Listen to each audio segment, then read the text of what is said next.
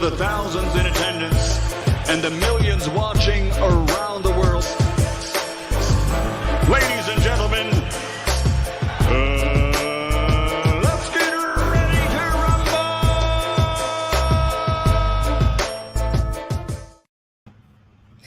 Yeah. What's up? Coach Malachi Williams in the building. Represent for New Media Today USA Boxing. As you can see, guys, I'm on the patio today, having internet issues again. So, it is what it is. Having a little internet issues again. And I think it's where, what it is I think it's where the modem is placed at in the house. The modem is placed inside of a closet, and it's on again, off again. Guys, please give me a thumbs up if you can hear me. Please give me a thumbs up if you can hear me. You know what I mean? I just want to make sure you guys can hear me or not. Please let me know. Give me a thumbs up if you can hear me, because if not, then I need to probably change something around. Please let me know, guys. Please let me know. You see what I'm saying? We back. You know what I mean? All right, good. Thank you so much. Thank you so much, everybody. Thank you so much. You know what I mean? I really appreciate that. Shout out to my sister Lisa Bells. We're gonna hit Lisa off the top for the super chat. Hit the Ali bell, Lisa, for the super chats. I really appreciate that, sis. You're more than welcome on the panel at any given time. I would love for you to come on the panel at any given time, sis. Anytime you want to come on, just let me know you're there. I love to have the sisters on. You know what I mean? I love to have that on, man. Lisa know a lot about the sport of boxing. She has a great deal of respect in the boxing community. And we're gonna respect the queen on this channel. You know what I mean? Anybody got a problem with Lisa, you got a problem with me. You know what I mean? So other than that, let me go ahead and give everybody a shout out. I have to drop the link for the OG, triple OG, my co-host Shelton Moore. Let me drop that link right quick. Lisa, if you want to come on, let me know, sis. If not, just let me know whenever you want to come, anytime. Wait, Lisa, Lisa. I need to give you my phone number. Lisa. So, I think if you come on, I'll be able to give it to you in the background. Okay, in the background, I need to give my phone number. All right, so anyway, let me give everybody a shout out, man. Shout out to Ignorant Boxing in the building. Shout out to Jay Martinez. Shout out to Alex Gonzalez. Shout out to Carlos Mendoza. Shout out to my sister Lisa Bales, the queen. Shout out to James Burrell. Shout out to Charlo, what's up, fam? What's going on, fam? You see what I'm saying? Shout out to my co-host Shelton Moore. Shout out to Michael Buffer. Shout out to you, Mike. Michael Buffer, what's going on, fam? Hey, man, keep sending me those videos, man. Everybody who send me videos on my IG, definitely keep sending them to me. You know what I mean? Because got a nuclear bomb I'm finna drop on their ass first thing tomorrow on the live. We're going to do this live. You know what I mean? I'm not playing with, and I'm coming with receipts. All receipts. You see what I'm saying? I'm coming with all receipts. That's it. Receipts meaning words from the Twerkinator. Video footage of what the Twerkinator said and everybody who he yada yada yada yada. But we don't worry about that. I'm not gonna give y'all too much. Shout out to Jaden. Shout out to Bruce Goals. Bruce Goals, what's going on, fam? Shout out to Halim. Oh, my brother Halim. Halim, what's going on, man? Hey, listen, Halim, make sure you talk to Coach Askin so I can probably get an interview with one of those up and coming fighters. You know what I mean? Let me know, okay? Shout out to Mad Chad Boxing Sports. Shout out to Ignorant Boxing. Getting tongue tied, guys. Shout out to Rocket Andretti, Carlos Mendoza. ¿Cómo tú andas, mi hermano, manito? Es un placer, ya tú sabes eso. You know what I mean? Mira, siempre que tú lo quieres, venga aquí, dímelo, okay? Dímelo. Shout out to Rocket Andretti. Shout out to Revolt. What's going on, fam? Shout out to, let's see, Puerto Rico, Puerto Rican rum. Shout out to you, fam. Puerto Rico. Ya tú sabes eso. En la casa. Oye, a serie. Dímelo. You know what I mean? Shout out to Michael Buffer once again. Shout out to Mad Chat Boxing and Sports. Shout out to Jaden. Shout out to James Burrell. Shout out to Chris. Chris, what's going on, fam? Shout out to Alex Gonzalez. Shout out to Philly Fly. Philly Fly, man, I ain't seen you since 1979, man. Where you been at, bro? Man, Philly, where you been at, man? God damn, bro. Man, you see what I'm saying? Shout out to Mo Lester. Oh, let me let my co-host in, Shelton Moore. Shout out to Paul CX. Shout out to Uwapo. Uwapo, what's going on, fam? Shout out to Corn Kid. Shout out to G the PT. Who else we have? Shout out to Corn Kid once again. Shout out to Michael Buffer. Shout out to Simone Smurthwaite. Shout out to Eddie Val. Shout out to Johnny Blaze. Shout out to Eddie Val once again and Jay Rodriguez. And once again, let's hit the Ali Bell from my brother, my co-host Shelton Moore. Let me turn this over here a little bit more. Oh, turn it back right here. Right here. Shelton Moore, what's going on, fam? What's happening, brother? What's happening, chat? How's everybody today? Hey, what's going on? What's going on? Hey, shout out to Angus. Angus, shout out to you too, fam. And shout out to Soldier Boy. Yeah, man. Just getting it ready, man. Getting all the shit packed up, washed up, cleaned up so I can put it in the bag and get on the plane, brother. Yeah, man. Absolutely, man. Absolutely, man. Hey, shout out to Magic Key Boxing. Yeah, man. Magic Key, what's up, baby? That was a great interview last night, bro. I appreciate you. Yeah, man. Magic Key doing some historic stuff, bro. Him and Troy, man. It's like, bro. It was literally. I feel like it was a blessing, man. That I met this brother. I'm gonna come to the old man and see you too, because you know I have family live in Eatonville, and I have family live in Pine Hills as well. Oh, that's right. Y'all right down the street from each other now, huh, Coach? Yeah. We ain't too far from each other. Y'all right down the road from each other. Yep, pretty much. You know what I mean? So, yeah, it is what it is, man. It is what it is. You see what I'm saying? So, yeah, man. But hey, Shelton, man, listen. Now you going to the fight. The reason why I wanted to talk about this particular topic, you know what I mean? Because according to some people, some fight fans out there, you know what I mean. Tank is going to walk through Barrios. He's going to walk through him. And a lot of people say that, hey, Lomachenko going to have his hands full, you know what I mean, with Nakatani. You know what I mean? So I do feel like Lomachenko will probably have his hands full with Nakatani. But I think people are sleeping on Barrios. People think that, hey, okay, because Mario Barrios is, he's going to be an easy cakewalk. Floyd Mayweather, they do really good at matchmaking and stuff like that. But we all know sometimes when you try to matchmake, it doesn't always turn out the way you want it to be or think it's going to be. And I am of the opinion now, because I just feel like, man, that I don't know, maybe Shelton knows something. You know what I mean? So, let's look at the particulars, Coach. Okay. What happened Saturday? They match made, didn't they? Yeah, they match made Saturday. Yeah. And what happened to my man Beck the Bully? Oh, Beck the Bully got put to sleep. He walked. Hey, what was that? That was a left hook, right? That was an overhand right. Overhand right. Overhand yeah, right. He walked right into it. Never saw it coming. See, this is what I'm looking at. See, we not fanboys over here. We don't do the fanboy thing. I hate that word. I don't even know who fucking created it. But we don't do the fanboy thing here. We look at boxing on the merits and on the strengths and weaknesses of each fighter. Now, you're talking about a guy who's 5'11", who has 72 inches in reach, fighting a guy who's 5'5", who has 65 inches in reach.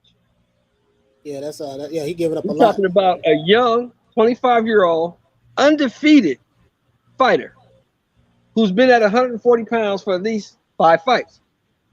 We're talking about another guy who was a monster at 130, went up to 135 and had some issues. I mean, if you're supposed to be this wrecking ball, this monster, right? Why couldn't you get a 39-year-old torn Achilles guy up out of there? It took you 12 rounds to get him out of there. And you got touched up in the process. Mm-hmm. So you factor all these things together. The fact that this guy's coming up from 30, in my opinion, now I could be wrong, his power didn't really register too great at 35. Because he knocked that guy out for 12 rounds, and that guy had a torn Achilles tendon. That's documented, and the guy had surgery right after the fight. Right, he did. So you telling me that his power is just automatically going to transfer to 40, and he going to get this guy out of there quick? I don't believe so. I don't think this guy's coming to lay down. This guy has a great trainer in Virgil Hunter. They're going to have a great strategy set up for Tank. Oh, wait. Hold on. Virgil Hunter training him? Yes. Oh, man. You know me. You know how I am about the, what's the name? Yeah, Barrios got a 71-inch arm reach. So, listen, you know how I am about trainers. Because I always look at, when I look at the fighter, I look at who is training him. Perfect example. When we was interviewing Bertie McGirt last night, when he talked about my guy, Pernell Whitaker, he said, man, he wasn't just looking at Pernell, he was looking at his trainer. Right. His trainer was the guy who he had to prepare for, which is legendary Hall of Fame trainer. So I think again was Georgie. Georgie was Pernell Whitaker, which is one of my favorite fighters of all time. He was his trainer. You see what I'm saying? So right, bro, if Virgil Hunter, if he get a fighter that would listen to him, I mean, believe in him wholeheartedly and just listen to instructions, I mean, he can make this an easy night for himself. Now, I will say this: Barrios is he's probably going to be an underdog in this fight against Tank. He's a big underdog. Judges are going to be. It's not. He's fighting in Atlanta, so that's pretty much Tank's hometown. For the most part, we know he's from Baltimore, but he's going to be the hometown favorite. And on top of that, Barrios is going to have to fight to stop Tank, because if you go to the scorecards, he's not going to win. Right. He can knock Tank down. He can knock Tank down 10 times, and they can go 12 rounds, and they'll find a way to give Tank a unanimous or a split decision win.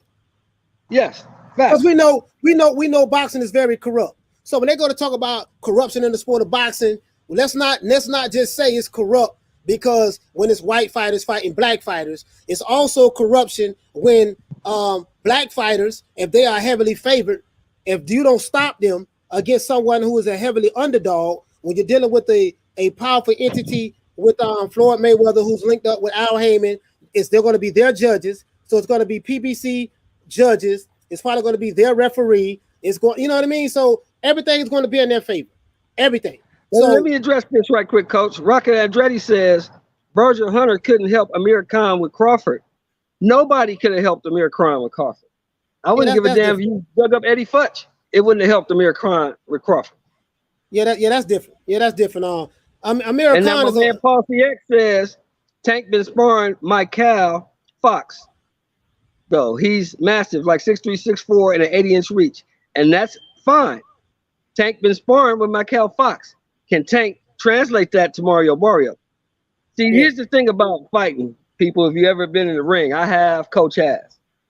I don't care what you did to him, or him. Can you do that to me? Because they ain't here with you now. I'm in here with you now. So can you do all that shit you've been doing to me? I don't think Tank can pull it off. You know what I mean? So my thing is, boxing is it is corrupt to the standpoint of, whoever Tank's been sparring. I'm not taking anything away from Tank, not taking anything away from Barrios. All I'm saying is this here: the guy who was the favorite to win, especially if he is a huge favorite, everything is leaning towards him. Everything is leaning towards him, right? And then Paul CX, right. Check this out. This is another thing that sparring don't tell you. Yeah, Tank's been sparring Michael Fox, though he's massive, like 6'3", 6'4", with an 80-inch arm reach. Guess what? You know why that don't mean anything? Because it's a known fact that when a guy who's heavily favored, when a sparring partner comes in, a sparring partner normally comes in to get beat up. Sparring partners, when you bring a sparring partner in against a superstar guy, depending on which fighter it is, they may tell you, hey, listen, man, we don't want you going all out on our guy. He got a fight coming up. Just go in there, give him some good work. Don't work him too hard, but give him some good work. Let him get off and do whatever he want to do. You see what I'm saying? So let's say, hey Paul, let's say Tank got off on him. They may show that footage. Ooh, you see what Tank did to such and such? Yeah, but the dude probably held back because he got instructions before he came in there. Yeah, man, you can't be beating up on my guy now. Do what we paying you to do. So Barrios ain't gonna do that. I don't think. You know what I mean? So we'll see. We'll find out. But you get what I'm saying, though. You get what I'm saying. Shout out to Magic Key Boxing, man. Please subscribe to Magic Key Boxing channel, man. He has a great channel over there, Magic Key Boxing. Shout out to what's my other guy named Mark Nash. Mark, please go to Mark Nash. Mark Nash, what's happening, baby? Oh, he in the chat? He in the chat. Okay, yeah, I see him. Yeah, hey, shout out to Mark Nash as well. Please go to his YouTube channel. Also, man, please go to Mark Nash YouTube channel. Definitely, man. Anybody want to come in and jump on? Let me know, man. I dropped the link in there for anybody want to come in and jump on. I just think. What you say, Mark Nash, coach? You think these guys are taking dives? No. I'm not saying the actual fighters. I'm saying the sparring partners. I'm saying the sparring partners. Nash. I'm saying the sparring partners. You know, the sparring partners, you know, when they come in and they fighting a superstar type fighter, I'm not saying all of them. I'm saying some of them, you know, the sparring partners are basically to come, you know, come in there, give me a little work, but you're here to get beat up for the most part. This is a known fact in boxing. Sparring partners are not there to really push the guy and go all out. Just give him a good little work, but just get beat up. Unless you're one of those tough throwback guys. But I'm just saying, you know what I mean? So if Tank is, you know, he beating up dudes 6'3", 6'4" in sparring, yeah, but that guy that's 6'3", 6'4" probably held back a whole lot in sparring. You know, think about this too, Coach. Back in our day, you never heard too much about people had sparring partners. They kept them for 3, 4, 5 years, right? Yeah. Nowadays, you always hear about, oh, they threw this guy out of camp. They threw this guy out of camp. I came to spar this guy. They threw me out of camp. Right. So that validates what you're saying. Oh, you working too hard. You're doing too much. You got to get up out of here. You can't be doing our champ like that. You can't do the man like that. We didn't bring you in here for that. We paid you to give him some good work, but not to go too hard. You're going too hard. Hey, Mark, and also, like next time we interview another trainer, or even one of the fighters, if they keep it 100, but I'd rather interview the trainer. There, you know, we can confirm that. We can confirm that too. You see what I'm saying? Like, bro, like it ain't like when it ain't like when a lot of these sparring partners coming in, you gonna fight hard like Buster Douglas did Mike Tyson in 1990. Or you gonna fight my guy and give him and beat him up like you know what I mean? Like you gonna beat him up like Antonio Tarver did Roy Jones Jr. A lot of these dudes they there to get paid. Go ahead. Coach, look at that comment from Dragon Leg and address it for me, please, sir. He said, Coach, what do you think of Erickson Lubin making Edgar Berlanga take a knee? I saw that video. I mean, Erickson Lubin. I guess he didn't take. He didn't take heed to the instructions. No, that's the part Dragon Leg I'm looking at, Coach. Erickson Lubin was the guy. They brought Berlanga in to give him some work. Yeah, Berlanga's not on Erickson Lubin's level. Yeah, they brought Berlanga in the camp to give Erickson Lubin some work. Right. Erickson Lubin got a fight coming up, not Edgar Berlanga. So but you see what I'm saying? You know, Smith and West. Shout out to you, fam. Shout out to Smith and West, man. Shout out to going the season. You know what I mean? So that's what it is too, man. 10 people match my donation. Oh, Mark Nash. Shout out to Mark Nash for the super chat, man. I don't have my roadcast, so I'm having internet issues again, so I had to come out here. The internet is fine out here. Hey, Mark, you better save that money, man. They tell me them wings at Magic City kind of expensive, bro. Talking about the wings at Magic City. Hey, tell me they cost a little bit, Coach. I don't know, man. I don't know, man. And then exclusive news insider. What's going on, fans? Shout out to exclusive news insider, man. Please subscribe to that brother. He's over there in the UK. Exclusive news insider. No, he's in the Bronx, Coach. He's in the Bronx. You sure? No, I think this is the guy. I could have him wrong. Exclusive insider news is in New York. He's in the Bronx. Okay, he's a young fighter, Coach. Oh, okay. Yeah, he's a young boxer. He's a young amateur boxer. Okay, listen, exclusive news inside. I apologize for that. I really do apologize for that. There's somebody out of New York. Good kid. Hey, sorry about that, fam. There's a channel that's he's over in Brooklyn. there. My bad, Brooklyn. My bad. Hey, exclusive news insider. There's a channel that reached out to me that I was supposed to come on their show today, and they have a very similar name as yours, you know, and I got you confused with them. You know what I mean? So I'm just being honest with you, fam. Hold on, someone sent me something. Oh, that motherfucker said they are. That Mark Man said they are. Well, you know, if I lose this fight, if I lose a Saturday night, fellas, the wings is on me. You know that, right? Shout out to D Nice for the super chat. Listen, hey guys, please share the live as well. Please share the live as well. So listen, man. So what I want to know is this. Magic Key Boxing. Shout out to my brother Magic Key for the super chat. What I want to know is this. What I want to know is this, guys. We got two damn good fights coming up. Tank Davis and Barrios is going to be a damn good fight. Lomachenko and Nakatani is going to be a damn good fight. So, bro, like, we have some really, really good fights coming up this weekend. And I'm looking at these fights, and in my eyes, I know Tank is the favorite, but if Barrios got Virgil Hunter training him. Let me tell you guys something about trainers too. Now I know that a good trainer has to have a good fighter. So you can't say we can't use really what's the guy name? Amir Khan as an example. Say, oh man, well, Virgil Hunter couldn't do nothing with him. Well, you could take the best trainer, but if you have a fighter who may be past his prime or may not be as good anymore or may not stick to the game plan, fighters help make trainers who they are. And trainers help make fighters who they are. It's a perfect combination. You see what I'm saying? So if you get somebody like Eddie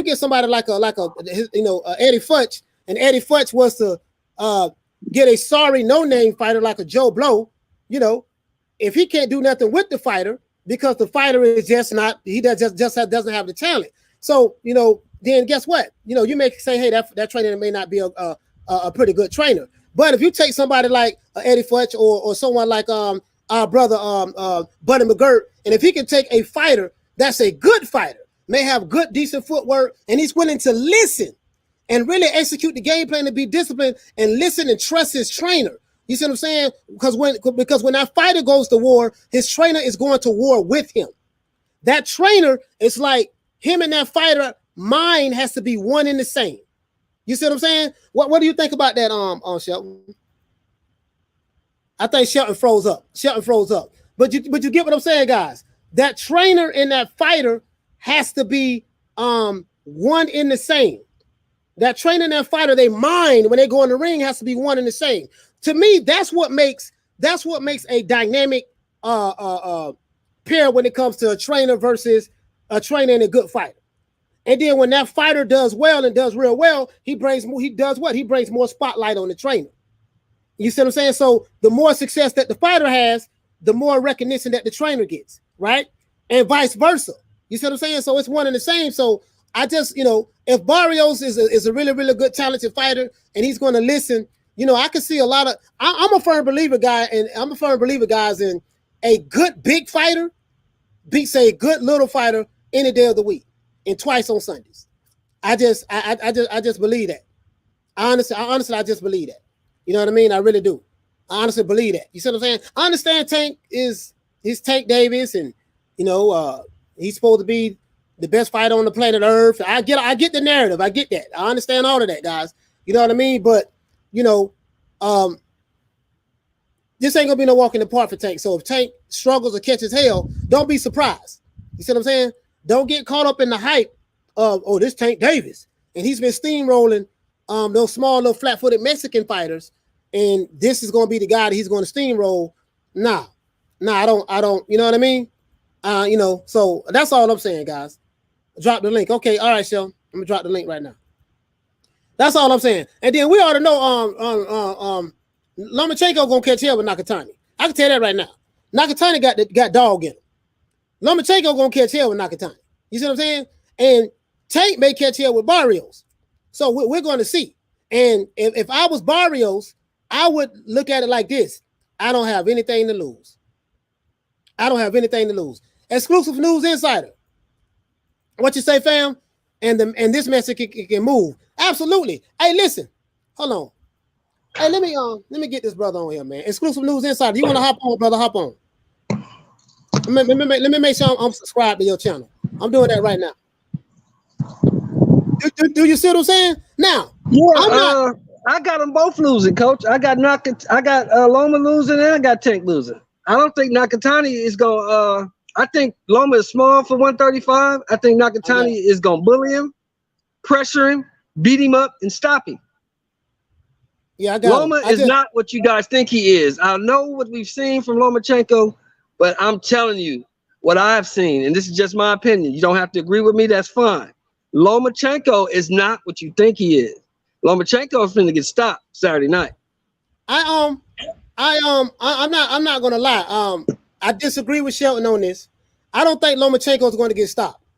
Lomachenko is a damn good fighter, but Nakatani is a damn good fighter, bro. Nakatani is a damn good fighter, and he got dog in him. You see what I'm saying? Now, Lomachenko gonna catch hell with that dude. He gonna catch hell with him. He's gonna catch hell with him. You know what I mean? But I don't think Lomachenko gonna stop Nakatani. And I don't know what's going to happen. All I'm saying is that's going to be a tough fight. Silverstream said that Lomachenko beats and stops Nakatani. Yeah, I don't know about that, man. I don't agree with that, to be honest with you. Boxing. Boxing. Shout out to you, fam. Oh, okay. So this guy's saying he got to go. So exclusive, what's going on, fam? How you doing, man? How you doing? What's up, What's going on? Cole? Exclusive. What's up, big Shel? bro? What's good, Shel? How you doing, homie? Yeah, man. Barrios, man. Barrios is a good fighter. A lot of people, I don't want a lot of people to sleep on this dude because, one, he can move. He can move really well on his feet. He's not your typical Mexican fighter. No disrespect to nobody. He's a good fighter, and he has power in his right hand. He has length. And I think what will really help him is if he throws combinations in the fight against Tank, because with Leo Santa Cruz, Tank wasn't used to getting those type of combinations, and he didn't really adjust to it really well. And when like Shelton said, Leo Santa Cruz didn't really have nothing for Tank. Like, even though he was throwing those combinations, it wasn't no real power behind it, and Tank was able to just walk him down and get him out of there. He can't do that with this guy, and I really would like to see how he's gonna deal with Mario Barrios. If he's gonna make him look like Jose Pedraza, which I doubt, or if it's gonna just be an all-out war. And I think that this fight right here makes for great boxing, honestly. Exclusive. I want to ask you a question, brother. Right. You just made a valid point. Tank moving up to 140. If Barrios can handle Tank's power, you see what I'm saying? And if Barrios does everything that you believe he's going to do, execute that game plan, keep Tank on the edge of the end of that jab. Maybe work Tank body when he come inside. If he comes inside, hit him with that uppercut. Because a lot of shorter fighters, when they come inside, I look at how Buster Douglas did Mike Tyson. Yeah. You know what I mean? So if it be something like that, I'm like, man, so do you think people sleeping on Barrios? Absolutely. I've been watching him. When I first seen him, I think I seen him. It was on the undercard of J-Rock versus when J-Rock beat Swift Hurd. I think that's when I seen him, and he stopped the guy to the body. He slipped to his left, and he hit him with a left uppercut to the body. And that's when I first seen him. And then as the months went on, I kind of forgot. Like, I lost sight of who he was. Like, he wasn't really fighting as much, Then I think I seen him in the Akhmedov fight, and that's what people like to quote and bring up. But Akhmedov, he's a good fighter. He's not no Tank Davis, and styles make fights. We don't know how Tank Davis will perform against a guy like that. I mean, the guy, he's really decorated in the amateurs. He can fight. He just not fighting as much. And also, I don't know if you guys know, that same guy is fighting on the undercard of this Tank Davis and Akhmedov. That was really interesting that they got him on the card, and him and Barrios had a tough fight with one another. But like I said before, Barrios in this fight, he has to get Tank's respect. If he doesn't have Tank respect, it's not going to be good for him. He has to establish the respect. And another thing, we're also going to see Tank's chin tested by a fighter who really has power. We haven't seen Tank face anyone with the power of Barrios yet, and vice versa. So we will learn a lot in this fight from both fighters. And let me ask you this, Coach: do you think if Barrios would have won, you think that it will propel him in the sport of boxing as far as his popularity and his marketing? I mean, it would have to.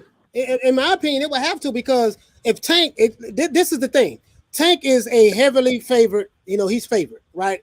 So if he's all that in the bag of chips, and he's the guy that's supposed to stop Barrios is just another cherry pick or whatever, or such and such, such and such. If he beats Tank, it's definitely going to propel him, in my opinion. It's going to be the same situation as what happened when Buster Douglas beat Mike Tyson. You know what I mean? It set him up for a massive payday after he beat Mike. So I think Barrios, people are going to have to. But hold on, let me. I might have been wrong right here. Let me go back.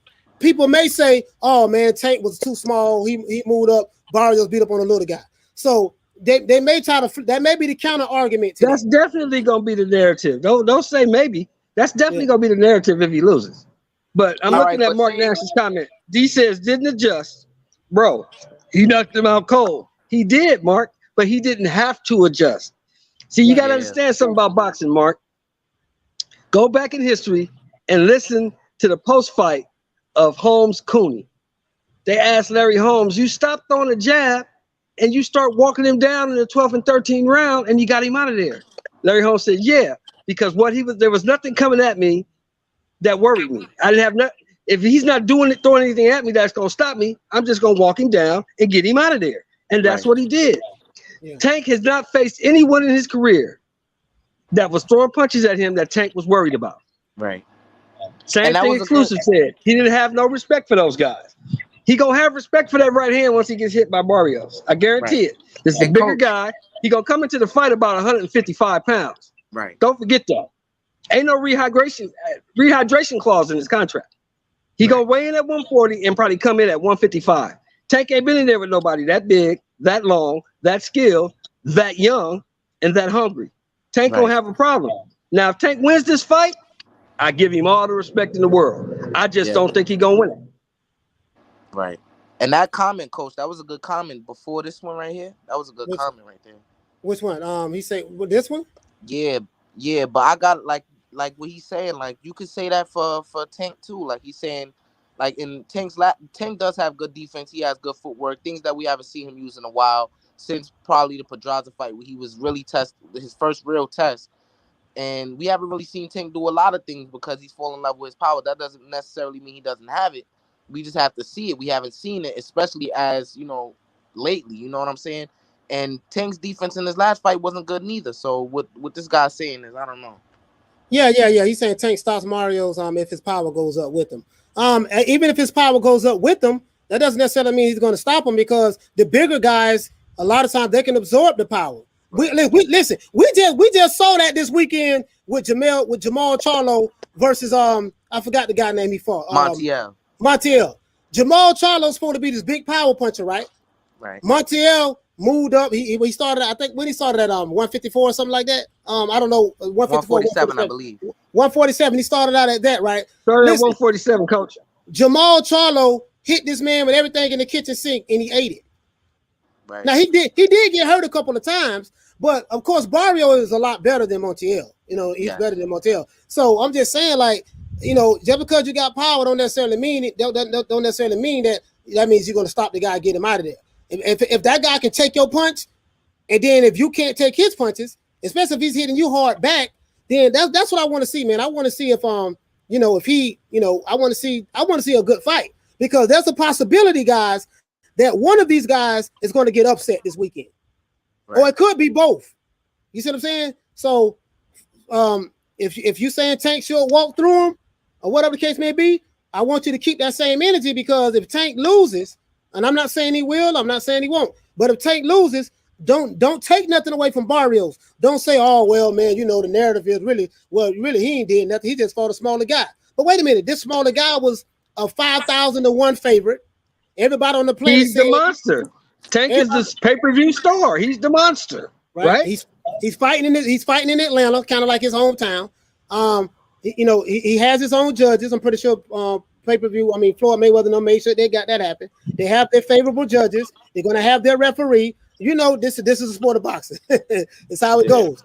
Barrios has to knock him out. Yeah, definitely. I was just about to say that. Yeah, he's gonna have to stop him exclusively. If he don't do that, he don't stand a snowball chance in hell of winning. Absolutely. Even if he beats the brakes off a Tank, they're not going to give him that. Nope. You're not going to give him Eliezer, I think his name is Feliciano. Yeah, we just talked about that earlier, bro. We don't care about what Tank did in sparring. We don't give a fuck if he spars with goddamn Big Baby Anderson. We don't care about that. Yeah, that's what can he do Saturday night? What can he do in the ring with the guy he's got to fight? We don't care who he spars with. He can spar with Larry Holmes. We don't care. What can he do to the guy he's got to fight Saturday night? Hey, go ahead, exclusive. What you saying, brother? Yeah, sparring, man, sparring. You can look spectacular. I mean, there's headgear. The gloves are a lot bigger. You can protect yourself better. It's sparring, man. It's different than in the actual fight. Like the chance of you getting hit and hurt in sparring is way lesser than in a real fight. You know what I'm saying? Tank is a great fighter. He's a great fighter, and Barrios is a good fighter as well. This fight is just it's hard for, like, I got Barrios winning like Shelton. Me and Shelton been talking about this fight for how long, Shelton? For how long? For we've been having the same opinion on this since fight. Since the fight got announced, we and you both said the same thing. Oh, that's a bad matchup. Yeah, but what I can't agree with you on is the Nakatani fight. And we talked about Nakatani. Nakatani, he can very well beat Lomachenko, but I just don't think it'll happen. The guy, he's irresponsible on defense. Loma takes advantage of things like that. I think he would just be. I think Loma's experience and his ability to his overall ability would just outclass this guy. This guy is not on Lomachenko's level. And if Lomachenko is everything that the media was making him up to be, he will beat that dude in spectacular fashion. But here's my question. This is the only question. I only got one question. All those things you saying is true, exclusive. All those things you saying are true. But here's the thing. Does Loma have the pop to get the respect from this guy? Because if he can't keep Nakatani off him, he's in for a long night. You're right. Hey, exclusive. Let me ask you a question. Right. In sparring, do you know, like, okay, like, especially on a professional level, yes. You know, there's some people who I spoke with. When you have sparring partners come in, their job is a lot of times is just to give you good work. Yes, absolutely.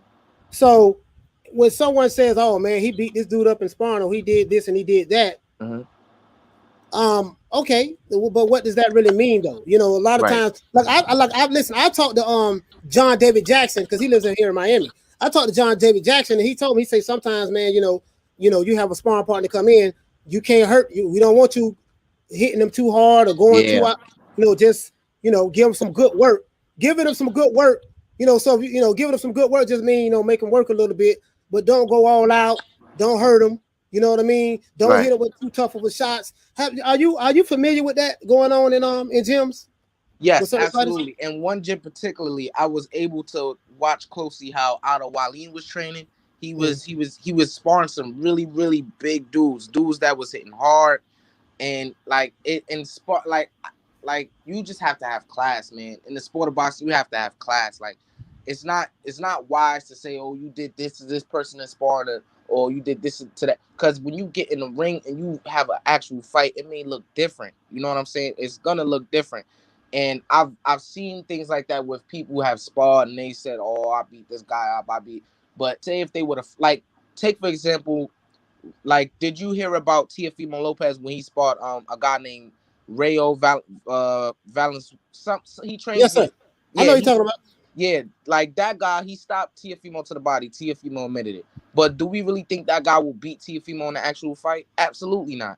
So that's what I'm saying. That's what I'm getting at. Sparring, people need to really just separate it from fighting because it's not the same thing.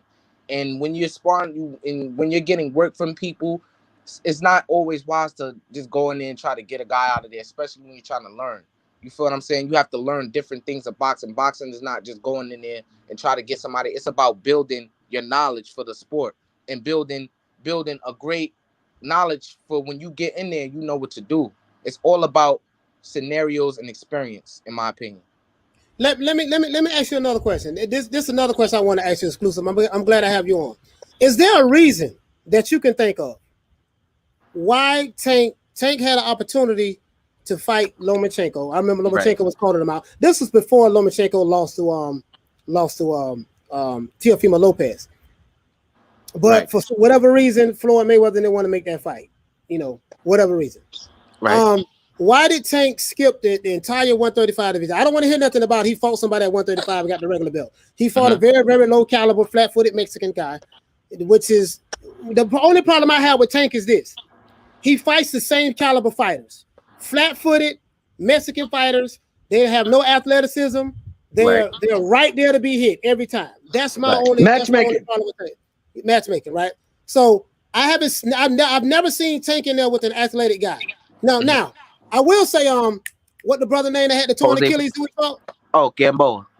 Gamboa back in his day, he was that guy. You know what I mean? But he tore his Achilles. He wasn't on Tank's level at this point in time. At this point in time in his career. But I just never seen Tank fight anybody who's athletic, who got popped, who just, you know what I mean? So that's why I'm not really sold on Tank like that. Right. I know he has a good knockout ratio. He looks awesome, but he's fighting smaller guys, flat-footed Mexican fighters, standing right there. They get hit with every punch he throws, and that's all I'm saying. Right. and that's what I'm acknowledging. Not knocking Tank, but I'm just saying. Coach, wait a minute. Stop for a second. Both of y'all, check this out. Don't that kind of sound familiar to y'all? What? Because I'm looking at the chat, right? And they talking about Loma been KOing dudes. Smaller dudes who stand right in front of him and there to be hit. Don't that kind of sound familiar? That's true. That is true. I can't. Now, he's fighting a bigger guy who's going to come forward and pressure him. That's the only way Nakatani knows how to fight, is to come get you. Right. I'm telling you, it's going to be different. You know what? You talking about Nakatani or you talking about Barrios? Nakatani. I'm talking about both of them are going to do the same thing. Barrios can move, just like Exclusive said.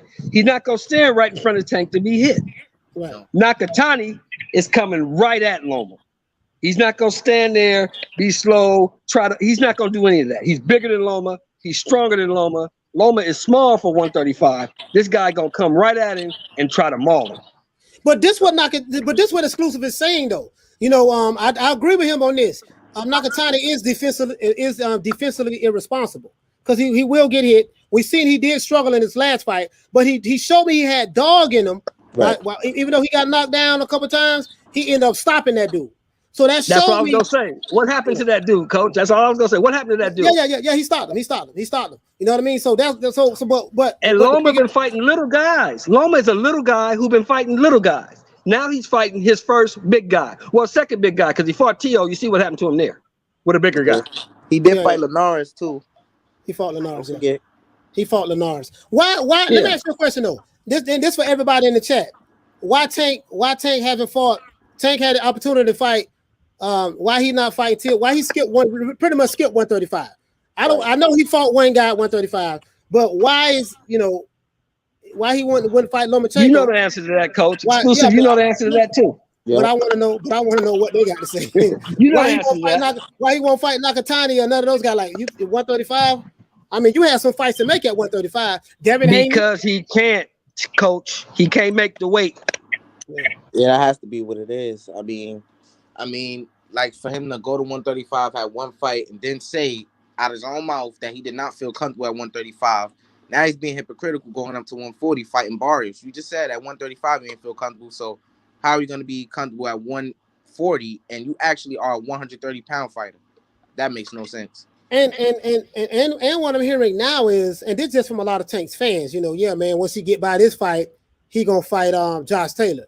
Man, he need to stay the hell away from Josh Taylor. Big mistake. He might get knocked out within 7 fucking with Josh Taylor. Yeah, he need don't mess with Josh Taylor, man.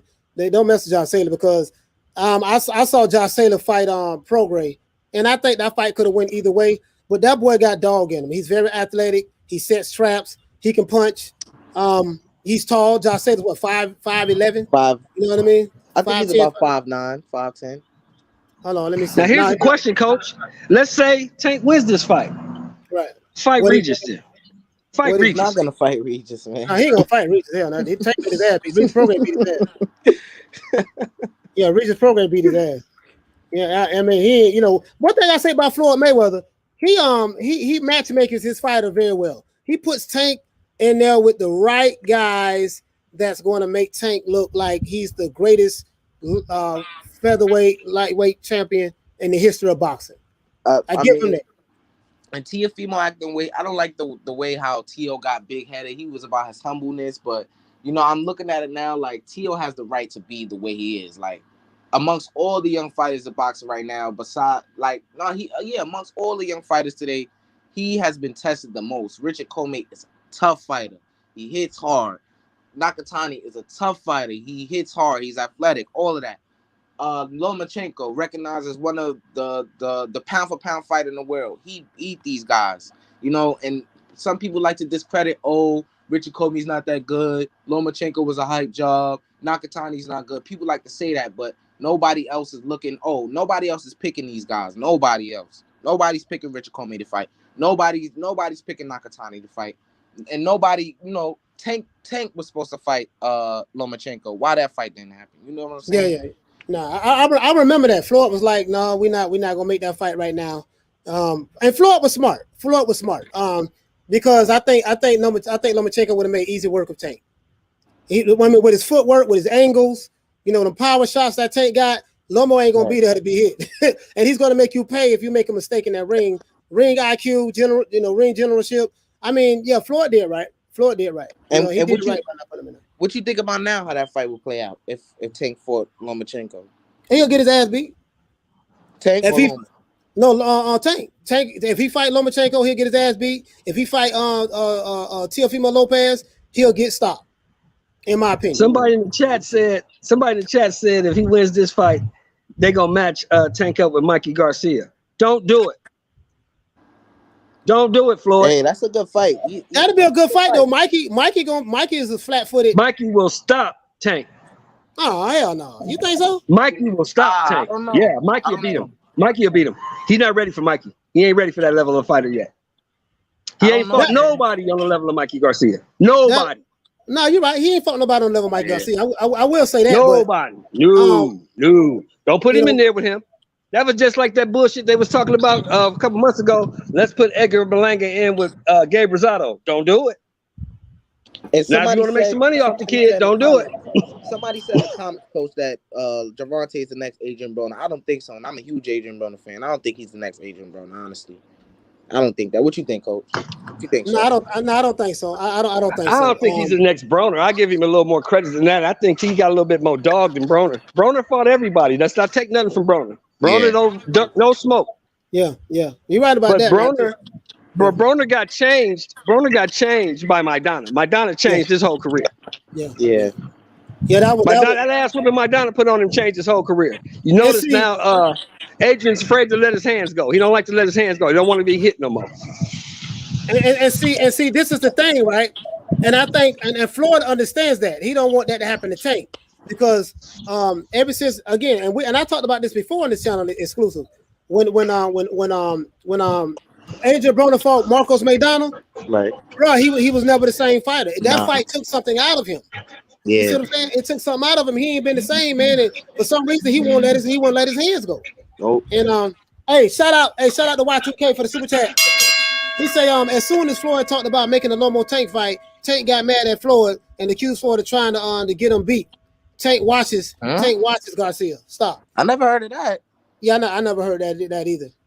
I never heard of that. I'm not saying you're wrong, Y2K, but I never heard of it. To be honest with you, I know he was mad about Floyd training Devin Haney. I know he was pretty uptight about that. Yeah, and I don't know why. Hey, shout out to Mark Nash. Mark Nash in the building. Hit the Ali bell for Mark Nash. Oh, Mark, let me see. He put you back in here. Add the stream. Okay, I got you in here. Mark, you in the building. After the McDonald's loss, AB forgot how to let his hands go. Yeah, he became overly defensive, and he won't. He don't want to get hit anymore. I mean, Maidana, even though he punished Maidana in that fight, but Maidana punished Adrian Broner, bro. He punished him real bad. Yeah, AB did. That's what a lot of people tend to forget. AB really dished out some punishment as well, but it just looked worse on the part of AB because his face was all big and Yeah, and the way they walked him back to the locker room. Yeah. Shadow Ghost, shout out to Shadow Ghost, man. Shadow Ghost 81. Please subscribe to his YouTube channel. My brother Shadow Ghost, hit the Ali bell for Shadow Ghost for the super chat. He says at New Media Today, USA, Boston, Shelton, Moore. Salute my bros. Yeah, salute to you too, fam. Salute you too. Mark Nash, what you got to say, fam? Hey, how everybody doing this evening? How are you, man? Afternoon, excuse me. Coach, I'm sitting back listening to you, Coach, and I'm listening to my brother Shelton. Shout out to you, exclusive. I never traded dialogue with you, but it's great to talk to you, my brother. Listen. Same here, brother. So I'm sitting back and I'm listening to y'all, and I am appalled at the utter disrespect. It sounds like, from what I'm hearing, y'all saying Tank should just retire right now. It's no competition for him. He can't beat this guy. He can't beat. Let me ask you guys this. Who do you think Tank can beat at the top level? Because y'all said he couldn't beat Tio will stop him, but somebody said Mikey Garcia is a good scrap. I said that's a good fight. Started at 147. So I'm just curious, like, who do y'all think Tank can beat at this top level? No. Listen, Mark. Go ahead, Coach. Go ahead, Coach. No, I'm gonna clarify. Listen, Mark. This is what we're saying. Mark. Mikey Garcia, in my opinion, is levels above T.O., all those guys at 35. Tank is not beating Mikey Garcia. Now, them other guys at 35, he hardly has a chance against Haney, against the other kid, the kid with the mental illness, that kid, whatever his name is. Oh, you talking about Ryan Garcia? Yeah, I don't even like speaking his name because he appalls me. I can't stand that kid. T.O., all those guys at 35. Here's the question, Mark. Why'd you skip those guys and go to 40 to fight a guy who's undefeated, who's 25 years old, who's hungry, who knows this is my shot to make it, who's a bigger guy, who has pop? Why would you skip all that money you could have made at 35 to go up to 40? Why? That's all we asking is why. It's a title at another division. You could have got a title at 35. Yeah. At another division. He already had a title at 30. This would make him a 3-division champion. Who did he beat at 35? For a title? Gamboa didn't have no title. No, that was Gamboa. He beat Gamboa at 35. Gamboa didn't have no title, brother. I think that was a vacant title. Yeah, it was a vacant title, I believe. Yeah. That's probably like the WBA regular or something like that. But this is my thing. I'm not disrespecting Tank. I'm saying, in my opinion, there was a reason why when he had the opportunity to fight Lomachenko, he didn't fight him. Floyd didn't make that fight. Now I don't think that Tank will beat either Lomachenko or Teofimo Lopez. I believe Teofimo will stop him. Based on what I saw, Teofimo has literally Teofimo fought all the top dudes at 135. He had the hardest journey. I think Teofimo Lopez is just a much better fighter than Tank, in my opinion. And I think that he'll stop Tank. And I think Lomachenko will just outbox him. I honestly believe that. I honestly believe that in my heart. And this is no disrespect to Tank. Tank is the greatest lightweight, whatever you want to call him, in the history of boxing. But if he run his ass up on Lomachenko, or if he run his ass up on Teofimo Lopez, all that's gonna get stopped. And I just honestly believe that. I really believe that. So what do you think? Who can he beat, Coach? It goes back to the same question. So who do you think he can beat out of these top guys?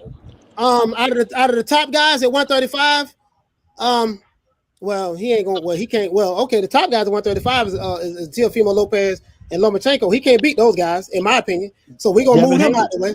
Can he beat Devin Haney? Maybe Devin Haney. I give him Devin Haney. Or I'll say what the boy who be on Instagram all the time. Ryan Garcia. Ryan Garcia. So I give him Ryan Garcia, and I give him Devin Haney. I give him those. Can he beat Mark? In your opinion, can he beat Nakatani? I think any man can be beat. I got a different mentality. I think anybody can be beat. I don't go. That's not what I asked you, brother. That's not what I asked you. I asked you specifically. Can he beat Nakatani? Yes, any man can be beat. Maybe I should have started with a yes, but I thought I said anybody can be beat. Yes.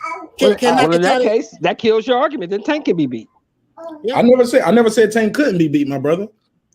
That wasn't my argument. Mark. No, that wasn't my argument. My argument was you guys said T.O. stop him, but then people was like, Mikey Garcia would be a good fight. Who's fighting at 147? Mikey Garcia stopped T.O. Hey, look. Well, hold on, hell no. hey, shit, Coach, I got money on that. I got money on that. Hey, Seth. I got money on Mikey Garcia versus Teofimo Lopez. I got money on that. I would love to see that. Teofimo Lopez is not beating Mikey Garcia. No.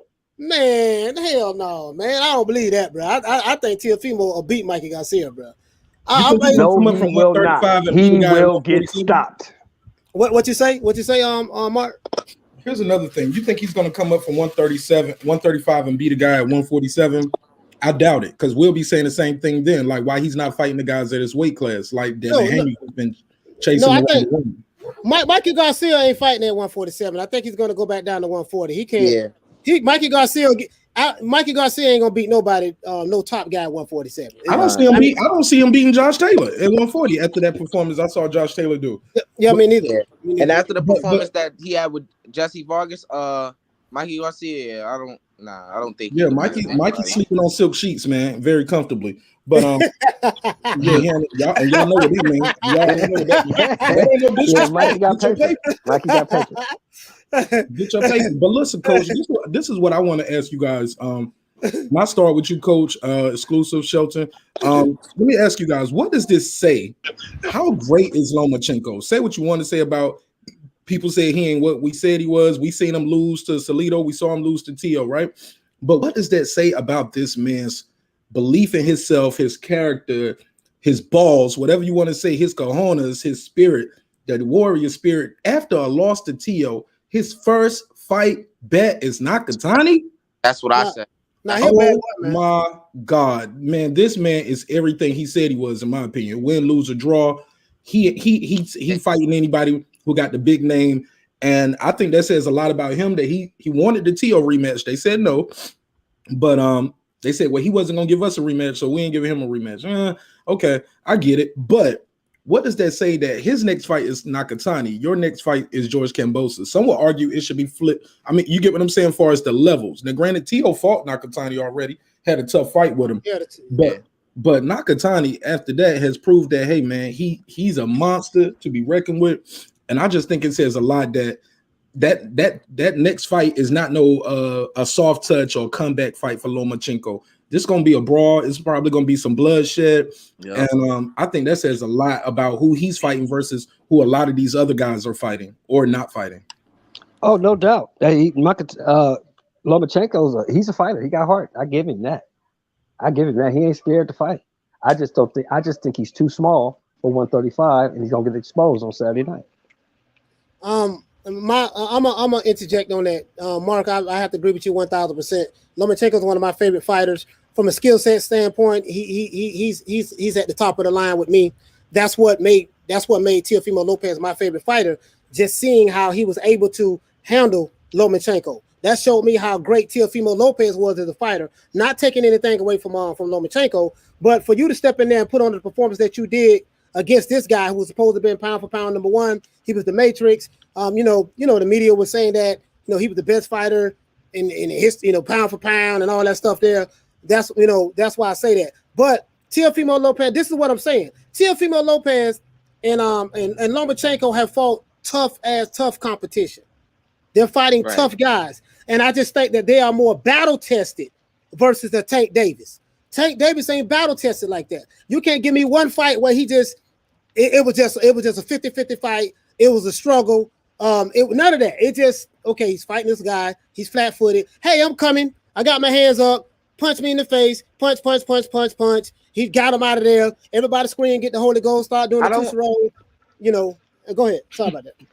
Hey, Coach, what you think about hey, look, I gotta give Tank credit on this, and I usually often shy away from giving him credit, and I think that's a mistake on my part. I think he's a tremendous fighter, but the Pedraza thing, when he beat Pedraza's not no one-dimensional fighter. He can switch, he can move out on his feet, and that was Tank's first test. And when we look at Pedraza now, he's a beast at 140.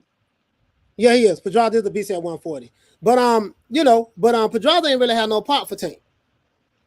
He ain't really had no pop for him, in my opinion. You know what I mean? Not taking anything away from Pedraza. Pedraza is a bad boy, and Tank did do that. But I'm just saying, like, if Tank, the level that Tank is an awesome fighter, right?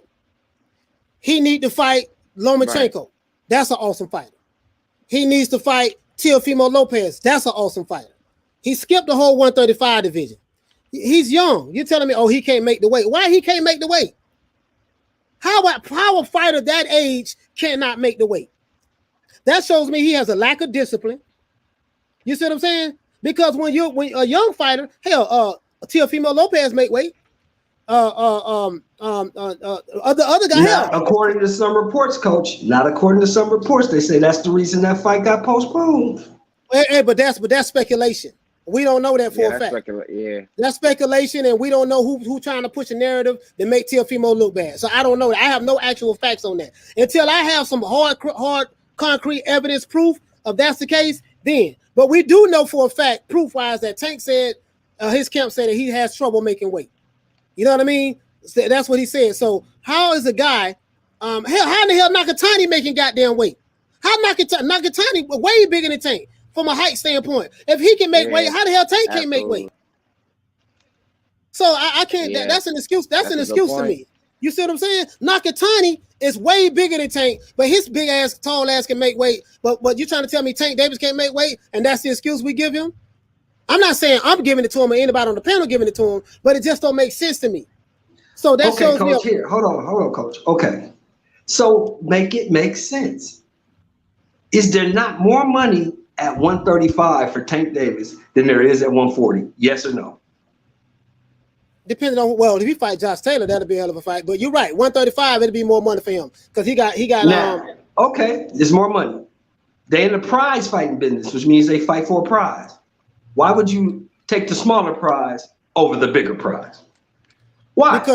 Because his matchmakers don't want that. His handlers, Tank handlers don't want that for him. You see what I'm saying? That's to me, that's the answer to that. His handlers don't want that. Floyd Mayweather, like, you can't make 135. One of the two. It's one of the two. Either you can't make the weight, or they don't want you fighting them those guys because they don't believe you can beat them. Okay, but I disagree. I'm sorry. Go ahead, Coach. No. My question is, why Tank can't make weight? If that's true, why he can't make the weight? You can't make weight if you in the club partying with Adrian Broner. Exactly. His lifestyle is the reason why he can't make weight. I can't say that. Go ahead. I can't say that. I haven't seen that recently. I don't know what the man does, so I can't speculate. I can't say that. Well, I'm just saying from videos that it's online. It's online, brother. He actually was charged with fleeing the scene. It's public record. It ain't snitching. This ain't no Fed shit. Excuse my language. I'm sorry. But it's online. It's public record. DUIs. It's public videos of him visibly intoxicated. It's a video of him fleeing the scene in Baltimore. Oh, I know that. I know that, but I'm not saying as of late that I've seen, but I know about the indictment charges. I know about that. Absolutely, I know about that. And that happened right after a big fight. After he was on the jet with Floyd. Floyd saying, "We got him focused. I'm gonna keep him under me so it could be focused." Immediately after the fight, that weekend he was celebrating, got in that accident, and fled the scene. But I just want to say this too: if he's don't underestimate the leverage power of being able to say I'm a 3-division champion. If he's going up to 140 to fight him to get that title, that's just a couple cheeseburgers less. He could have made 135. You know what I'm saying? So he went past because the last fight was with Leo, and that was at a lighter weight than 130. But here's the thing too: when you guys asked why he didn't fight Loma earlier, who would have been the A side in that fight? Lomachenko, right? Never underestimate the power of the A side, especially when you with Floyd Mayweather, who actually, I can't say, I don't know if he coined the term, but he damn sure made it popular. Talking about A side, B side, A side, or A-level fighter, B-level fighter. These guys, when they want to come into that fight with somebody of that caliber, like a Lomachenko, I think it's about leveraging who's going to make the decisions here, who's going to get the lion's share, who picks the glove, who picks the arena. So I think that was another reason why he didn't fight Loma back then, because Loma would have definitely been the A side. Also, Tank hadn't had his own pay-per-view yet to prove that he can sell without being on a Mayweather undercard. So let's not take away all of those caveats, because I think those things are important when we're talking about why he didn't fight this guy. Back then, I remember Mayweather and Leonard Ellerbe clearly said it verbatim. Hey, we pick what we want to fight for Tank. Blame us, don't blame him. We make those decisions. But that's my point. That's my whole point. Like I'm not trying to disrespect what you're saying, Mark, but that sounds like an excuse. I'm not saying you're making an excuse, but that's an excuse. He had at 135, he had one fight at 135, and he fought on Leo Santa Cruz. Leo Santa Cruz moved up in weight, if I'm not mistaken, right? So he moved up in weight to fight Tank at 135. He beat him, knocked him out. It was a classic knockout. And then from that one fight, he went up to, now he's fighting on Mario Barrios at 140, super lightweight. I thought Leo came up from 126 and fought him at 130. Nah, matter of fact, that was for the regular lightweight title. And I believe that was Leo's second fight at 130. Oh, okay. Yeah, it was 130. Yeah, it was. Leo came up from 126 and fought Tank at 130. At 130, that was 130. Because Tank had already beat Gamboa at 135. Because people was like, "Damn, you struggle to beat 135. Yeah. 130. If you struggle to beat 135, Tank got the vacant WBA belt from Gamboa at 135, right? Then he came right. Then he came down 5 pounds, and Leo came up. They met. It was like a catch weight fight for both of them. He dropped, and Leo came up. But I thought Pedraza was pretty athletic. You say he never fought somebody athletic earlier, Coach. And I'm not up here just to be going back and forth with you and just argue with you about every point you make. But some of the points I just wanted to get my bars off because I disagree with you, and I know you can take the disagreement with respect. My brother, I thought Pedraza was pretty athletic. I think Exclusive said that. Is it Exclusive? Elusive? What's your name, brother? Exclusive. Yeah. I think he had said that too. Pedraza's pretty. I got a question though. Was that a catch weight Pedraza fought Tank at? Pedraza was the champion. Right. It had, I'm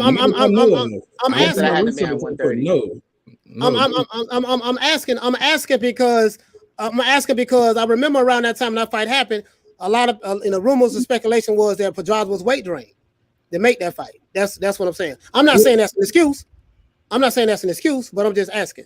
Well, he's 5'8", man. Like guys his height usually fight at welterweight too. You know what I'm saying? So I think he's been better since he got up to 140. A lot of times people say, well, if he couldn't beat this guy at this weight, how can, or like Bo Crawford, he got buzzed by Gamboa at 135 or something like that. How he's going to beat these guys up here at 147?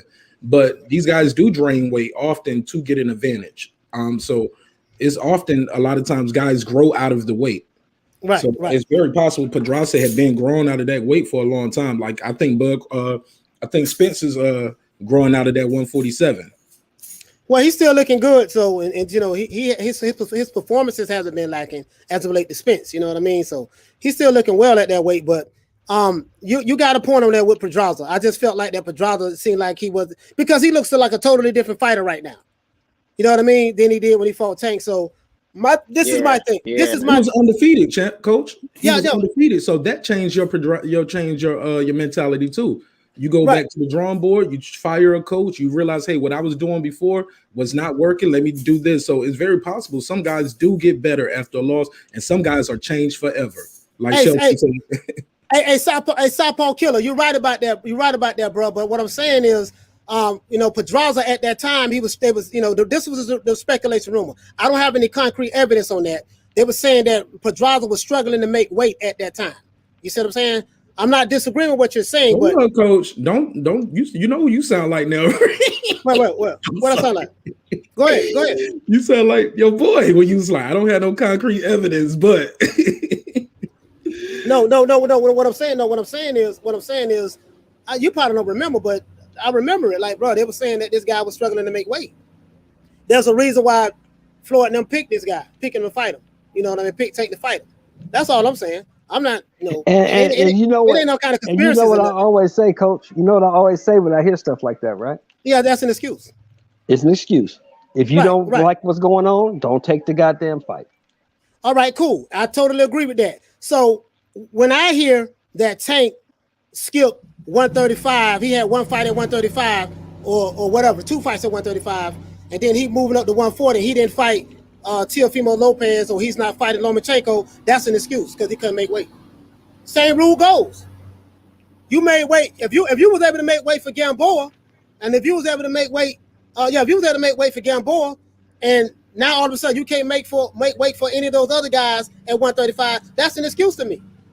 You can't he actually missed weight at 135. He had the remake. He missed weight at 135 for Gamboa. Right. Okay, but this is what I'm saying though, right? So why is someone that young struggling to make weight? Explain that to me. It got to be the way they living, Coach. Got to be the way they living. This Tank David, how old is Tank? Let me look Tank up. How old is Tank? He like 20, 26? I think he's 26 years old. 26 years old. Yeah, he's about 26. Yeah. Explain to me how a 26-year-old fighter who's supposed to be this monster, according to his fan base, he's a monster, right? He's this. Okay, I'll give you all of that. He's the best featherweight, lightweight champion in the history of boxing. Just to make your fans happy of Tank Davis. All you supporters of Tank Davis, I'm finna praise him to the utmost.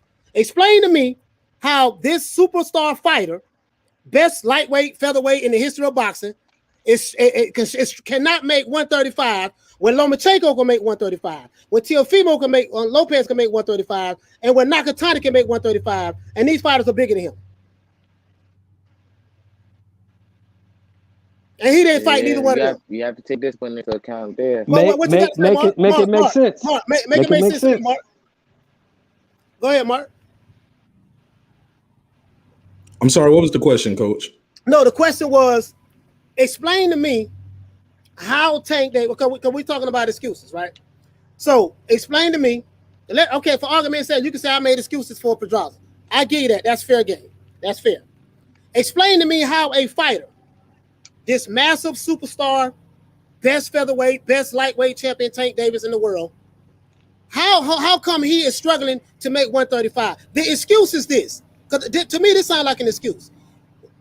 He hasn't fought Lomachenko, Teofimo Lopez, or Devin Haney at 135 because he's struggling to make weight. This is why he's fighting at 140. Sound like a goddamn excuse to me. How is a fighter in his prime that's supposed to be as good as all of his fans saying he is, and I'm saying he's the best in the history of boxing, for argument's sake, why is Tank struggling to make weight at 135? When Lomachenko doesn't struggle to make weight at 135, when Teofimo Lopez is not struggling to make weight at 135, and Nakatani is not struggling to make weight at 135, and these three fighters are clearly bigger than him. That's the question. Don't forget Richard Comey, he's bigger than him too. Right. So the question is, why is Tank struggling to make 135? Okay. Well, look, I'm not qualified, but I'll take the job. Look, first of all, for me to answer that, we would have to go into the hearts and minds of men. I'm not in his camp.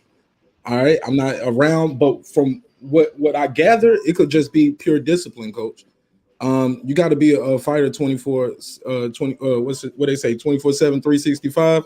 Right. Ain't really you don't really get off days like how we get off. And it couldn't be like, and when I say discipline, I'm talking about in between fights, blowing up in weight too much. You get what I'm saying? Starting training camps where you just doing a fat camp instead of an actual training camp. So we've seen that happen with many guys. We've seen Thurman, his cheeks blow up in between fights. We've seen Errol said, and we didn't even know Errol was doing this till after the accident. And he said, I wasn't taking boxing as serious anymore. This was right before the car accident, right? So he's not alone. Sometimes you can believe your own hype. Simple as that, Coach. He might just be drinking his own Kool-Aid.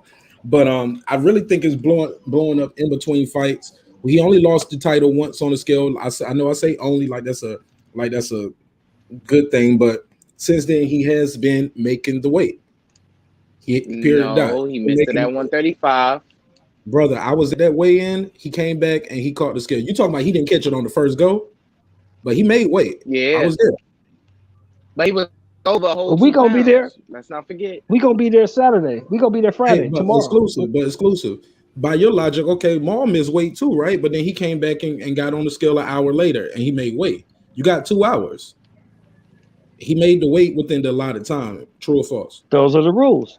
I mean, hey, but yeah, right. But hey, but does that? Boy didn't look too pleased when he saw that, so that just lets you know what he. Yeah, but he made weight though. He just didn't make. But here's the thing. You still haven't answered the question, Mark. Why? I did answer it. I said I did. You might not have liked my answer, but I did answer. No. Blowing up in between weight, and I said first of all, I said discipline. That was what I said. There you go. All right. Discipline. All right. Blowing up in between weights. You know what I'm saying? Blowing up in between fights, not training year round. Just maintaining and watching your weight. He might just get too comfortable. And but he's not alone in that. He's young, and guys make that mistake all the time. But what I'm saying is, I don't, the top level fighters, and I agree with you on that. It's a lack of discipline. So he needs to work on that in between fights. So he parties a lot. He hangs out with Adrian Broner. I mean, I have videos of just him and Adrian Broner drinking together in the club and hugged up and booed up. Kissing. And kissing. Yeah, I did a whole live on that. That was EJ. I think that was live on that. No, I did a whole live on that. No, I did a whole live on that. I got, matter of fact, I got the receipts. I can show it to you. The pictures don't lie. I can show it to you now. So Adrian Broner and Tank Davis was Man, like listen, he and Jay I'm not. Yellow Beezy? I'm not. Listen, I'm not even going to talk about it no more. What I'm gonna do, I'm gonna show you the video. I have the receipts. Forget what I say. I could be lying, talking to my lips fall off. I'm gonna let you see what your eyes tell you. When you physically see it with your own eyes, then let me know. And when you physically see it with your own eyes, yeah, this guy cutting grass next door, guys. So forget We about can't it. hear it. It's good. Yeah, yeah. So yeah, when you see it with your own eye, because I did a live video talking about Deontay Wilder twerking and talking about he want to get pregnant from have a baby one day. This was the The live. Twerkinator. Talking about the twerkinator, talking about Errol Spence. Errol Spence booed up with Yellow Beezy, trying to give him sugar on his neck. And I had a picture of Adrian Broner. As a matter of fact, I'm just showing the picture right now. Because you know y'all think I'm lying. Y'all don't believe me. Don't do that to my guy, man. No, y'all don't believe me, man. Y'all think I'm lying. Right I don't No, believe it. y'all think I'm lying. Y'all think I'm lying. Don't do that. No, I got it right here in Camper. I got I it right don't here in believe Camper. you, Coach. You lying. Yeah, I'm finna show you right now. I'm finna show you right now. Nah, I see it. It's real. Exclusive. I'm instigating. Tank Davis. Let's see what Tank Davis. Oh, Tank Davis and Adrian Broner. Where we at, man? Yeah, man. I'm like, bro. I'm just like, well, Adrian Broner held his head back, trying to give him some sugar. Tank like pulled away. Tank like pulled away from him. You know what I mean? To be honest with you, but you know they was clearly sauced. They was clearly drunk. Broner, man, what? I got it, bro. I got the receipts, bro. I'm telling you, I got the receipts. Not in front of everybody. I literally had the receipts. Like, you know, let's say Davis. I'm gonna find it. Yeah, I'm gonna put it up for you though. But I have it. I really do have it. Like, you know, and I'm not knocking Tank, but I'm just saying, go back to what you're saying. If he has a lack of discipline, and I agree with you, Martin Ass, it's because of his, you know, he has a lack of discipline, and that lack of discipline comes from mentally the stuff that you have to do in order. When you're a fighter, you're not just a fighter when it's time to have a fight. You're a fighter when it's time to have a fight, and you're a fighter in between fights. It's a lifestyle. His lifestyle dictates whether he can make weight or not. And that's the issue. People like Devin Haney, people like Lomachenko, people like Teofimo Lopez, people like Nakatani, apparently they live a different lifestyle. This is why they don't struggle to make weight. Fighters that I see that normally struggle to make weight, they are fighters who they live a different lifestyle outside of what real professional championship fighters is supposed to do. You see what I'm saying? That's just like when I think you guys had what the brother name David Benavidez on the show, right? I think he mentioned something about losing, not making weight on the scale, how he lost his title, his lifestyle, with the white girl and stuff like that. So I think, Tank is indulging in a lot of that stuff. I'm not saying with the white girl and stuff, but I'm saying just the drinking, the alcohol. The alcohol ain't good for you because that's sugar. That sugar gonna go straight to your midsection. You know what I mean? So that's all I'm saying. So you answered the question, Mark. His lack of discipline, and to me, lack of discipline comes from your lifestyle choices outside of the ring. That's how I interpret that. Absolutely, I agree 1,000,000%. But I do think he does have an amazing skill set. I think he has a hell of a chin. I do want to see him fight these guys. I'm sorry. Go ahead, Exclusive. I'm sorry. I can't say he has a chin because he really hasn't been hit by nobody. So Right, that's what you say, and I'm not trying to sway your opinion, and I'm not going to speak for you. I'm speaking for me. In my opinion, I think the guy has a phenomenal skill. Go ahead. He said, okay. Yeah, I just think the guy has a skill set. I think he's tough. I think he's durable. He has a chin, and I'm excited to see what he goes in there and does with Mario Barrios.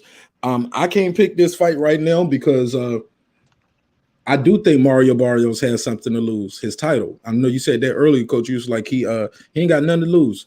His O and his title. He does have something to lose, and I don't think he want to go in there and just hand his title to Tank Davis. Some people think this is going to be a coronation party for Tank Davis and welcome to the 140 division. I disagree.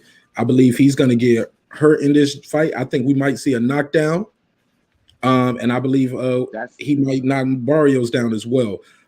So I'm super excited about the fight. As y'all already know, I'm gonna be in the building with the boys. We all gonna be up in there, and I'm super excited about this and see where it goes. But I don't see him hanging out there and defending and campaigning at 140. I just really don't see that. That people talking about he's going to fight Josh Taylor next. I doubt it. I believe Josh Taylor might defend that undisputed once and then go up to 147, or he might just drop those belts and go on up and get that money because there's a lot of money waiting for him at 147. Who are you gonna fight at 147? What you mean? Who he gonna fight? He can fight Crawford. Crawford ain't got no fight. Crawford, no, Crawford got to fight. No, Crawford got to fight coming up. Crawford got to fight. It's been rumored that Crawford got a fight coming out in October. No, he's leaving. No, Crawford leaving Top Rank in October. Yeah, against Jose the Peter. You know that, right? You know that, right, Mark? He's leaving in October. So. Yeah, he's leaving. Yeah, his contract up. Yeah, but contract has been renewed all the time. T.O. just renewed. Yeah, he's not. Oscar Valdez just renewed. Yeah, but T.O. was on the contract already. He couldn't leave. So T.O. Well, this was listen. Even he didn't have to sign an extension, though, Coach. No one made him sign an extension, but he did. That's all I'm saying. Like, he had years left on his contract with Top Rank. It's not like he only had one fight and he was leaving. He had years left on his contract with Top Rank. But did he have to sign this extension? No, he didn't. But we don't know. I don't know Teofimo Lopez's business. So, we're on the outside looking in. But what I do know is this. From the people I spoke to, Bernard the boxer, Crawford leaving in October. And when he leaves, he'll have a boatload of money waiting for him. And so that's why I said when people say, "Oh man, he should just leave Top Rank." Listen, somebody did try that already. His name was Mikey Garcia. Did you remember that? Are you familiar with that situation? Absolutely, they had him on the shelf. Mikey Garcia tried to leave. What happened? They ended up going to court, and he couldn't fight nobody for 2 years. And I think he had to pay Bob Arum money as well. So when you are under contract, guys, it's easy for me sitting at home on my patio saying, yeah, he should do this, he should do that. When you have a contract, it ain't that simple. When you have a contract. You see what I'm saying? It's not that simple. And I believe Bud's gonna write his own ticket when he leaves. He's gonna be able to make any fights he wants to. And like I said, Josh Taylor is a name, Mikey's a name, Thurman's a name. I think somebody said Ortiz in the chat as well. Like it's guys at 147 who Josh Taylor can go up there and fight and make some money. He can make a good check fighting Thurman, Porter, any of these. He's gonna fight a Top Rank fighter. Bob Arum. Do you know how Bob Arum do it? PBC does it the same way. They're gonna fight in-house fights more than likely. That's Wilder and Fury fighting, and they're not outside. Okay, but you name me one fight. Outside of that, tell me another one. I found one, but it's other fights, man. I'm just saying. I'm not saying we don't happen. You want me to get another one? I'm not that good, Coach. I'm not saying it that we know Wilder and Fury. We know Wilder and Fury fighting each other, but that was a cherry pick where that went wrong. You're talking about a fat dude on alcohol, on coke, and he ended up drawing with having a draw with Wilder, and then Wilder, rumor was that a lot of people said that Fury won. Wilder wanted to fight him again, thinking he was gonna knock him out. We seen what happened. So now he's in a situation where I lost my belt. I got beat by this white boy on Black History Month. You see what I'm saying? I got to go to arbitration to get him back in the ring. So but prior to that, Wilder fighting he's fighting damn near all PBC fighters except when he fought Bermain Stavern. Bermain Stavern is a Don King Promotions fighter. But Errol Spence, if you look at Errol Spence fights after the Kell Brook fight, it's been all PBC fighters. So what I'm saying is this been going on for years. This ain't just with PBC, a Top Rank, Don King Promotions. A lot of these promotional companies, they have all. I got some more for you, Coach. It took me a second, but it came to my head. Where I know Kell Brook wasn't with Top Rank, and he had a shot at Bud Crawford. Yeah, I said that. No, I listen. Oh, you said Kell Brook. Listen, what I'm saying, Kell Brook wasn't with Top Rank, and Amir Khan wasn't with Top Rank. So I'm not saying it doesn't happen. Again, let me repeat. I am not saying it doesn't happen. I'm saying if you look at the trend with PBC, look at the trend with Top Rank, look at the trend with promotional companies, not of the past, because in the past they used to cross promote all the time with fighters, especially what's going on now. A lot of these fights are in-house fights. And if you hear Josh Taylor rumored to fight somebody, like if you hear Terrence Crawford, he's rumored to fight Josh Taylor. Josh Taylor is a Top Rank fighter. Now, Virgil Ortiz, he was rumored to fight Virgil Ortiz. Virgil Ortiz is a Golden Boy. Golden Boy. Fight. But De La Hoya said, "Nah, we ain't gonna make that fight." They changed their mind. They said they ain't gonna make that fight. You see what I'm saying? Bob Arum always liked to fight in house. You see, when you have all of the fighters in that weight division on your promotional company, there's no reason to fight outside of the camp. Is what I'm saying. True, very true. And this is let me address this comment, Coach. Yo, Coach, isn't Tank the same size as Pac-Man? Maybe so, but Gervonta Tank Davis is not Manny Pacquiao. That's what he's not. Yeah. And they're built differently, and I think Manny Pacquiao lives a different lifestyle than Tank Davis. He lives a different lifestyle than Tank. You know what I mean? You know what you say? If Bud don't sign with Al, he not getting no PBC welterweight. Listen, this ain't no dictatorship.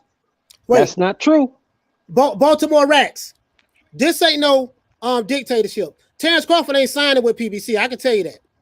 He ain't signing with PBC. Terrence Crawford. Eddie Hearn gonna throw a boatload of money at Terrence Crawford. This is what from the information I received.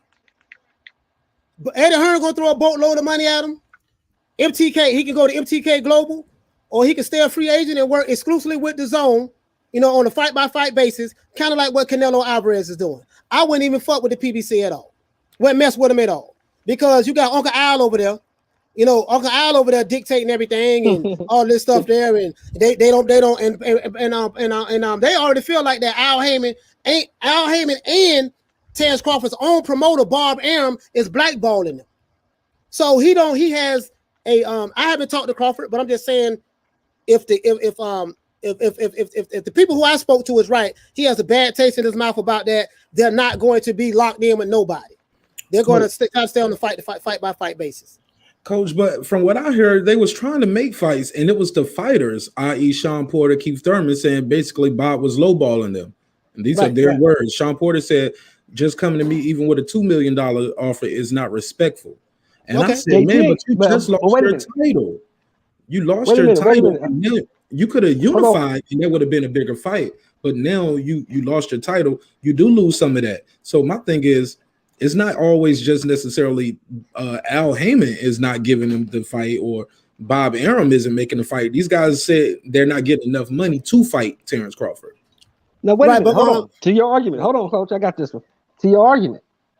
You took $2 million to fight Errol Spence, and you had a belt.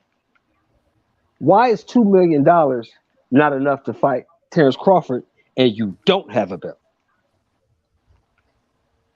I agree, Shelton. I didn't know he got $2 million for Spence. I thought he got more than that. He took a $2 million guarantee to fight Errol Spence. So why is a $2 million guarantee not enough to fight Bud Crawford? You had a belt when you fought Spence. You don't have a belt now. Why is that not enough? Let me address this. Nooney says the smart move would be for Bud to sign with PBC. Why? Why? Right, because there's no guarantee he's going to get over there and going to get those fights with those guys. People got to remember, PBC is a television company. Google it. They're not a promotional company. All these guys that sign over there, these guys signed deals with them for as TV deals, and Bob Arum Al put him on TV places like that. But he's an advisor, and he owns a company who puts matches on TV. He's not going to be your promoter, so you would need a promoter. So who would be his promoter on PBC? So he was using his own promotion company. So Nooney said that's why all the big fights at PBC. Listen, you got to look at it from Crawford's standpoint as well, right? So basically, Al Heyman is saying, if you want to fight my fighters, you proving my point now. So basically, Al Heyman is saying, you got to quit your job. Al Heyman is saying, if you want to fight my fighters, you're going to have to come over here and sign with us. But guess what? I remember a time when Tyson Fury didn't have to sign with PBC to get a fight with Deontay Wilder, right? I remember a time when Oscar De La Hoya, when he fought Tito Trinidad with Don King Promotions, De La Hoya was with Top Rank. There was no stipulation where you had to sign with this company in order to get the big fights. See, it was never like that really in the past. Now all of a sudden, because we got Uncle Al in the PBC, if you want to get these top fights at 147, you got to come over here to the PBC. That proves my point right there. That proves my point right there. If the big fights is over there, and if you and guess what? And if you want to fight this guy, and this guy want to fight you, why should I have to exclusively sign with your company in order to get these fights? Fuck Al Heyman. Right. I don't give a damn about no Al Heyman. I don't give a damn about Bob Arum. I don't give a damn about Eddie Hearn or any of these promotional companies. These fighters, if they want to fight each other, why should he have to sign with Uncle Al? Who the hell is Uncle Al? I'm just saying, like, I'm just calling it the way I see it. You see what I'm saying? If Uncle Al ain't in the ring fighting, Errol Spence gonna be the one taking no punches, and Terrence Crawford gonna be the one taking no punches. Why in the hell should Terrence Crawford go to Al? Yo, man, Al, man, I want to get these fights. I'll sign with y'all. Please let me get. Hell no. Fuck PBC.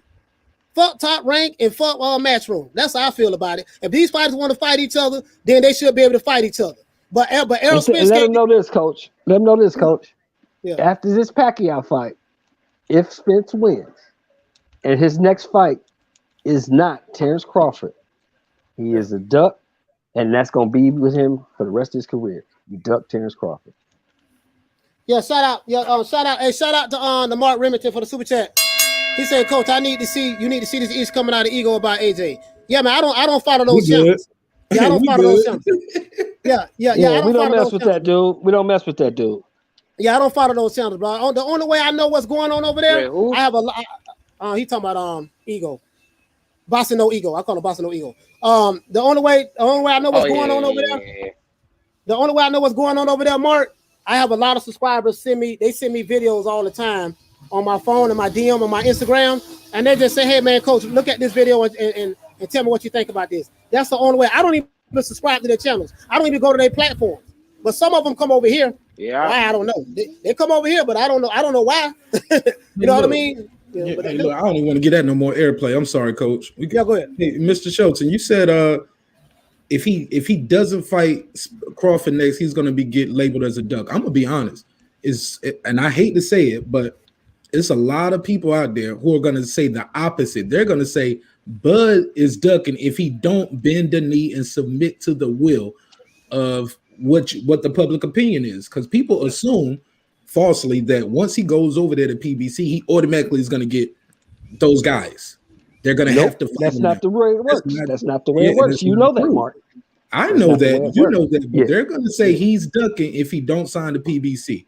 Coach, I wrote it in the chat. I want to know, did you when you talked to Bernie, did he say what he thought Al was doing to block him? Because it sounds like he's just advising the guys, hey, it's not enough money, don't take it. It's more money in the pot for that fight. Yeah, I don't know. I don't know. He just said that he said Bob Arum and Al Heyman, because Bob Arum and Al Heyman are power brokers in boxing. See, us fans, we get caught up in, we don't like Errol Spence, he ducking Crawford. We don't like Crawford, he ducking Errol Spence. He need to go bow down to the PBC. You have the fighters, they fight. The people who control the purses, control the money, who have the connection with the networks, they control the sport of boxing. They dictate who you fight, when you fight, and how much you're going to get paid. That's the fact. That's always been like that in the sport of boxing. That's a fact. Right? That's a fact. So from what Bernie the Boxer is saying, again, this is what he's saying, that Bob Arum, Terrence Crawford's own promoter, is blackballing him. And Al Heyman is blackballing him. Now, he didn't explain how he's doing it, but that's what he said. That's how he feels. And now, I'm not, if that's how he feels, so be it. Now, but one thing I do know. Mark Nash. Go ahead. Let me ask Mark Nash a question. Mark, didn't you do that interview with David Benavidez? Mark, I think Mark might be busy. No. I was typing in the chat, so I had to open up the other window. Yeah, I did the interview with David Benavidez. And remember, I'm going back to that interview. What did David Benavidez tell you out of his own mouth about fighters wanting fights? Oh, he said, because I think that somebody asked him, there was like Is it cap or how hard is it to make these fights? He said, for me, it's hard. He said, because these guys don't want to fight. But if you guys want to fight each other, it is very easy to make a fight. So Curtis said, if I'm not mistaken. Hey, so check this out, Mark. That's what he said. Yeah. Kurt, no, you hit the nail right on the head, Mark. And listen, I wish I was on that interview as well. Kurt hit the nail right on the head. Crawford fought Diaz and Molina at 2 PBC fighters. Only problem was I think that was at 140, right? At 147, that was at 140. At 147, he can't. At 147, how many PBC fighters has he fought? Brooke wasn't a PBC fighter. Nope. I can give you that answer. He hasn't fought one. So why he was able to fight PBC fighters at 140, but then when he gets to 147, Al Heyman don't for whatever reason, mysteriously he's not able to fight a 147 pounder. Now let me ask this question. Now here's a question I have. Let me ask you this question. Shout out to Kurt for the super chat. Kurt said boy should go the free agent route. That's what I feel. He should stay a free agent. Fuck the PBC. Let them have that over there. Hell with Top Rank. You had a good run with Top Rank in the lighter weights. Don't worry about that. Work on a fight-by-fight basis. Canelo Alvarez is doing it. He should do exactly what Pacquiao is doing it. Manny Pacquiao, he should do exactly that. Why should he have to, Uncle Al, please. Okay, I just want to come over here and bow down just to make some niggas on YouTube happy. Exactly. Who are pro PBC fight fans. Because the only one saying is the pro PBC fight fans. I never seen dudes who was fans of a promotional company more so than the fans of the sport of boxing. Crazy. I never seen. Let me ask you this, Coach. Let me ask you this, Coach. Wow. This is to you. Errol got 2 belts, right? He got the IBF and the WBC, right? You hear me, Coach? Yeah, he got IBF and the WBC. Yeah, he got that. Okay, so the WBO is a respected belt, is it not? Yeah, it is. Okay, so why you got to get the WBA belt first? Why can't you go get the WBO belt? Oh, you talking about with Spence? Yeah. Why you got to go in this order, not in that order? In defense of Spence, and I'm gonna say this, guys. Errol Spence is not afraid of. You guys know Terrence Crawford is my favorite fighter. I make no bones about that. You know what I mean? That's my personal opinion. That's how I feel about. That's my subjective. And I don't even make videos about Terrence Crawford because I don't want to make it seem like that I'm being, overly. He making videos about his guy, even though everybody else doing it. But that's neither here nor there. Errol Spence is not afraid of Terrence Crawford. Terrence Crawford damn so ain't afraid of Errol Spence, right? For whatever reason, these guys are not able to fight each other. It's bigger than Crawford and it's bigger than Spence. It has to do with Uncle Al and Bob Arum. Bob Arum, right? Now, why does he have to go in that order? He did say this 3 years ago that he's going to clean up his side of the street first. So he is sticking to that in defense of Errol Spence. He said that I'm gonna clean up my side of the street, but it's really not like he has a choice because Errol Spence has to do what Al Heyman tells him to do.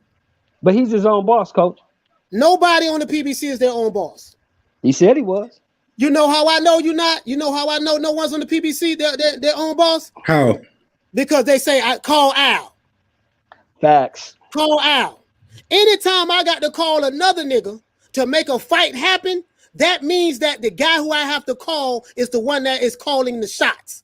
I cannot do what I want to do when I want to do it. You want to know why? Al Heyman is the guy that got the relationship with the networks. Al Heyman is the one that controls the money, and he's the one that's going to pay the fighters. So if you want to get paid, if you want to get certain fight dates, if you want to make certain fights with certain fighters, you are going to have to do what Uncle Al tells you to do, or your ass going to be sitting on the sideline like Keith Thurman and them other dudes who saying I can't get no fight date.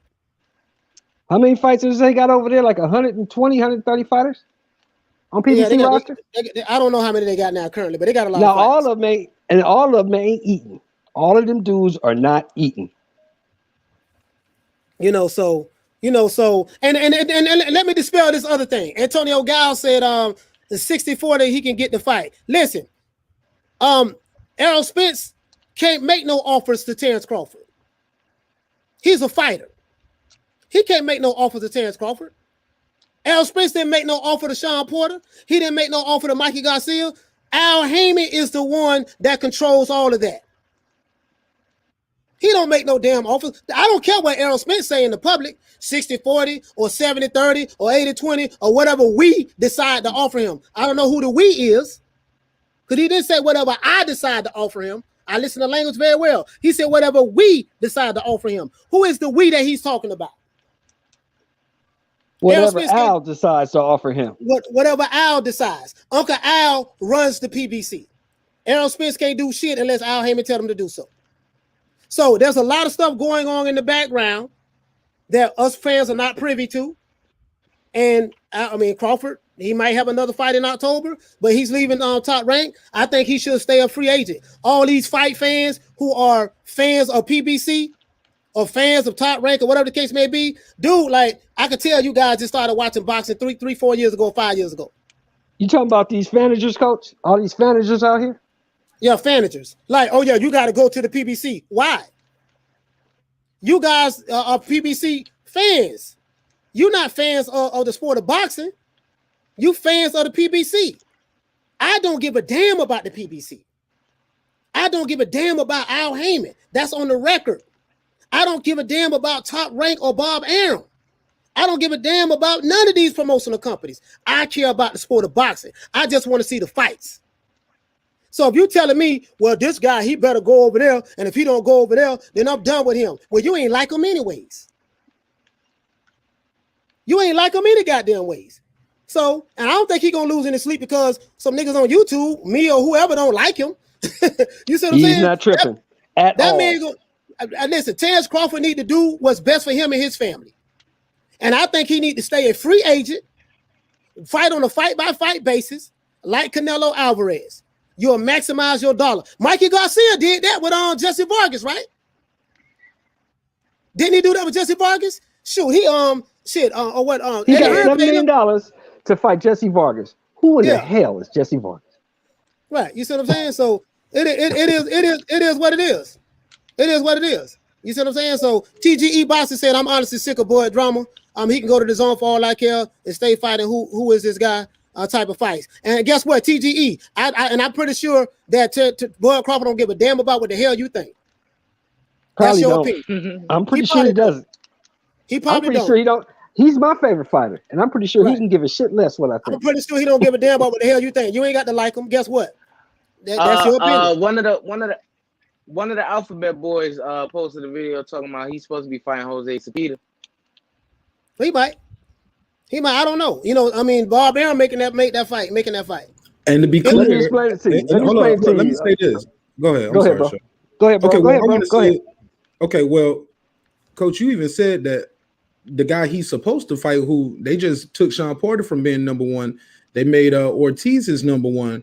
Right. It's not his fault, Bud Crawford, that Ortiz's handler, Oscar De La Hoya, said, not right now, my guy's not ready. Right. That's not his fault. That's not Bud Crawford's fault. No, it's not his fault. And I don't think the man should just do what you I ain't talking about y'all, but I'm saying the Chad or the naysayers. He don't do what you want him to do when you want him to do it. So he's a duck.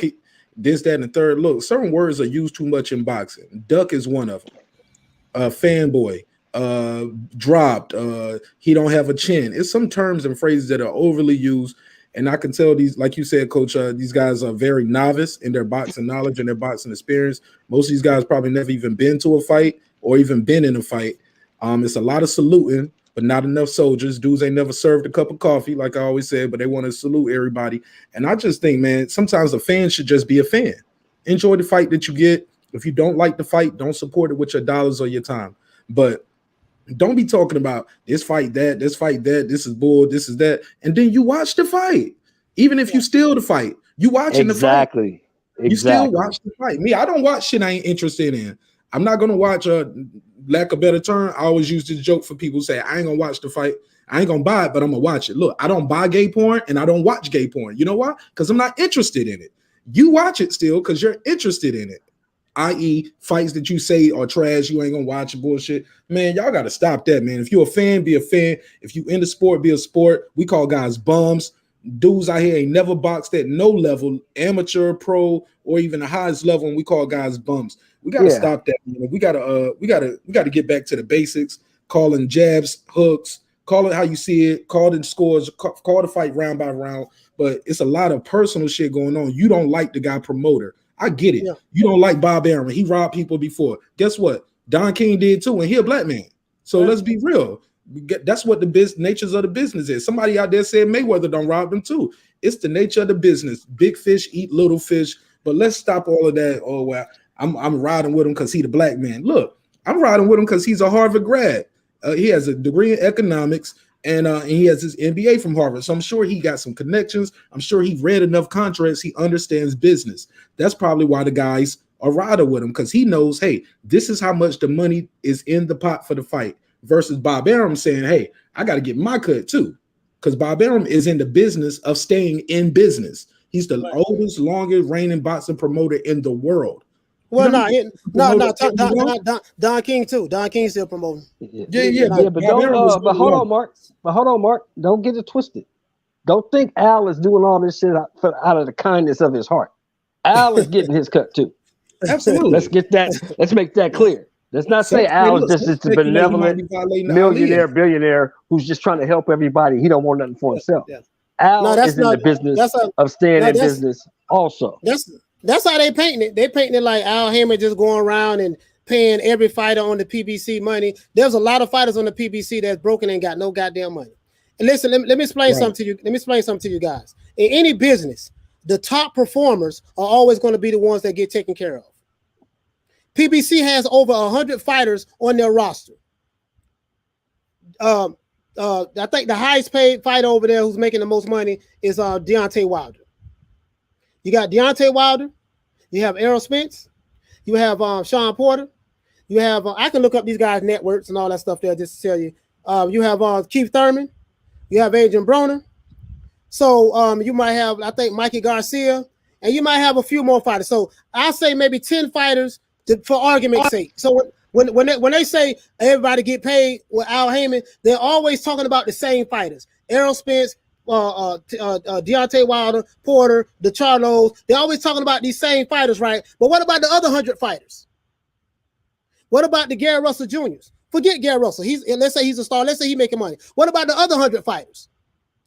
Every fighter. So don't make it seem like everybody who go to the PBC making all this money. It doesn't work that way. The top performing, marketable guys are going to be the ones that make the money, because most businesses are top heavy. In boxing, the top guys draw the money in, and the lower level guys, they ain't really doing nothing. They just be happy to just get on the fight card with an Errol Spence or with a Deontay Wilder. And if you look at what they're getting paid, they getting paid peanuts.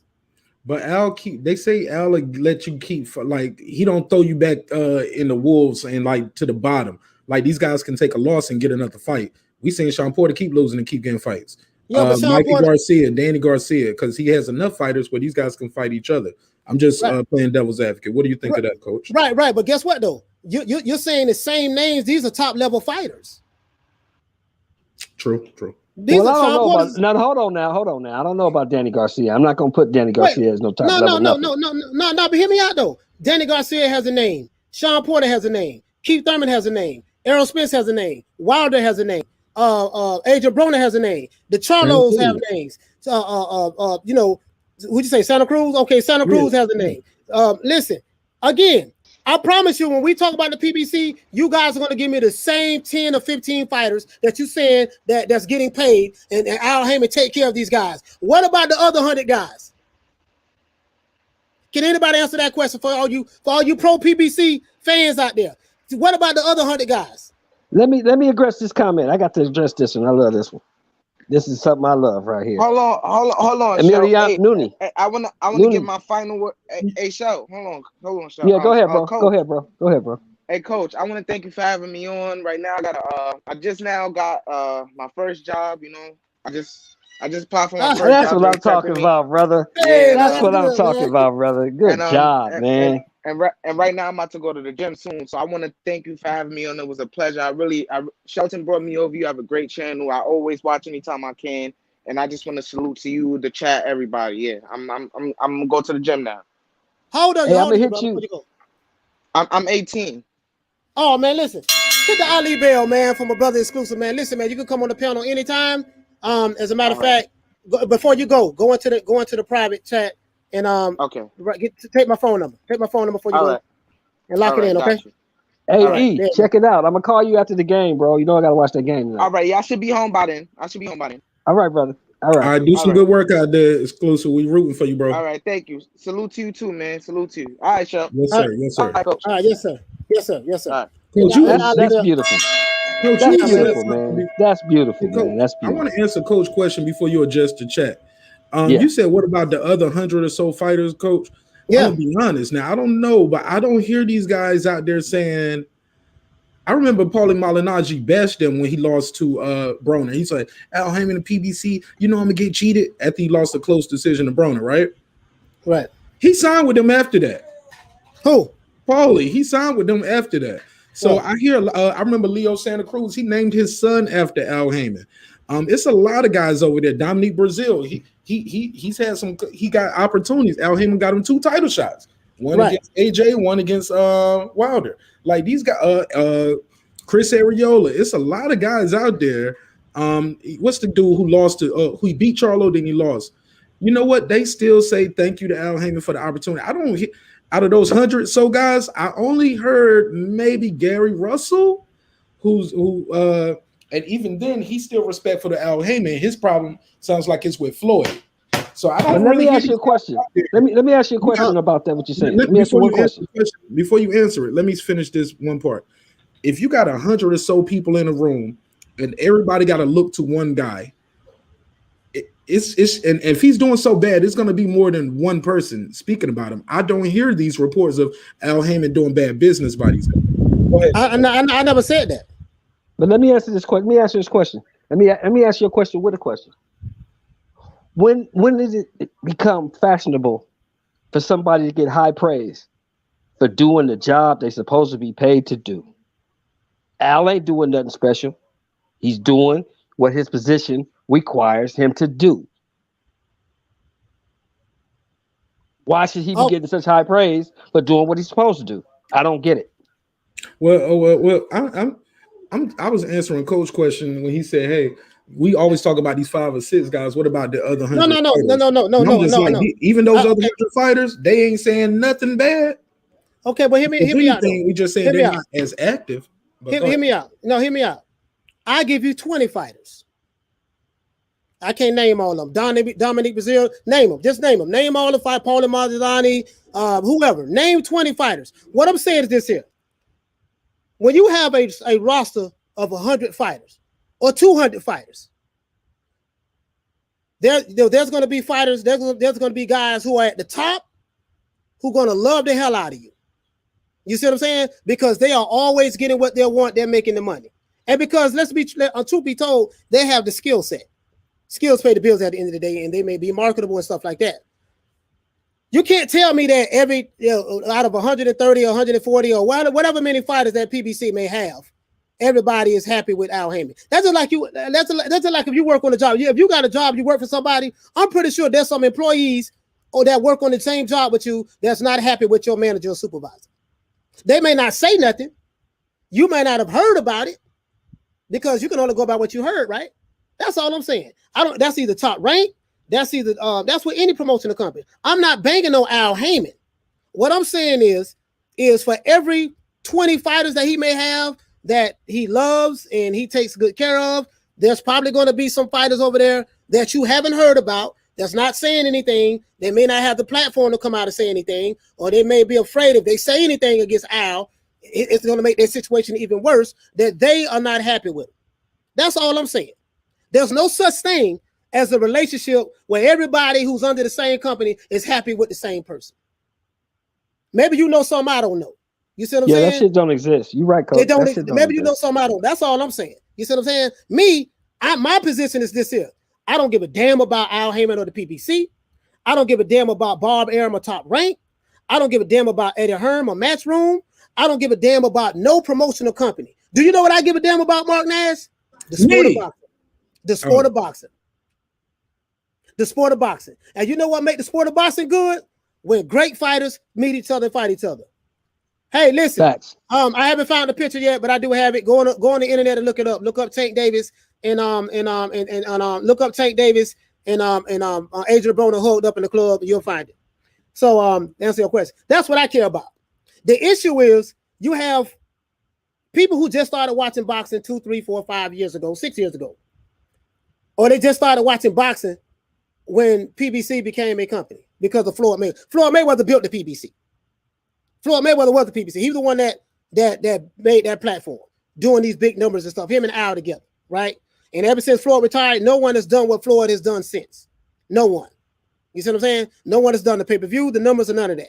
I don't think no one on this panel will argue with that. All I'm saying is this here, right? I love the sport of boxing.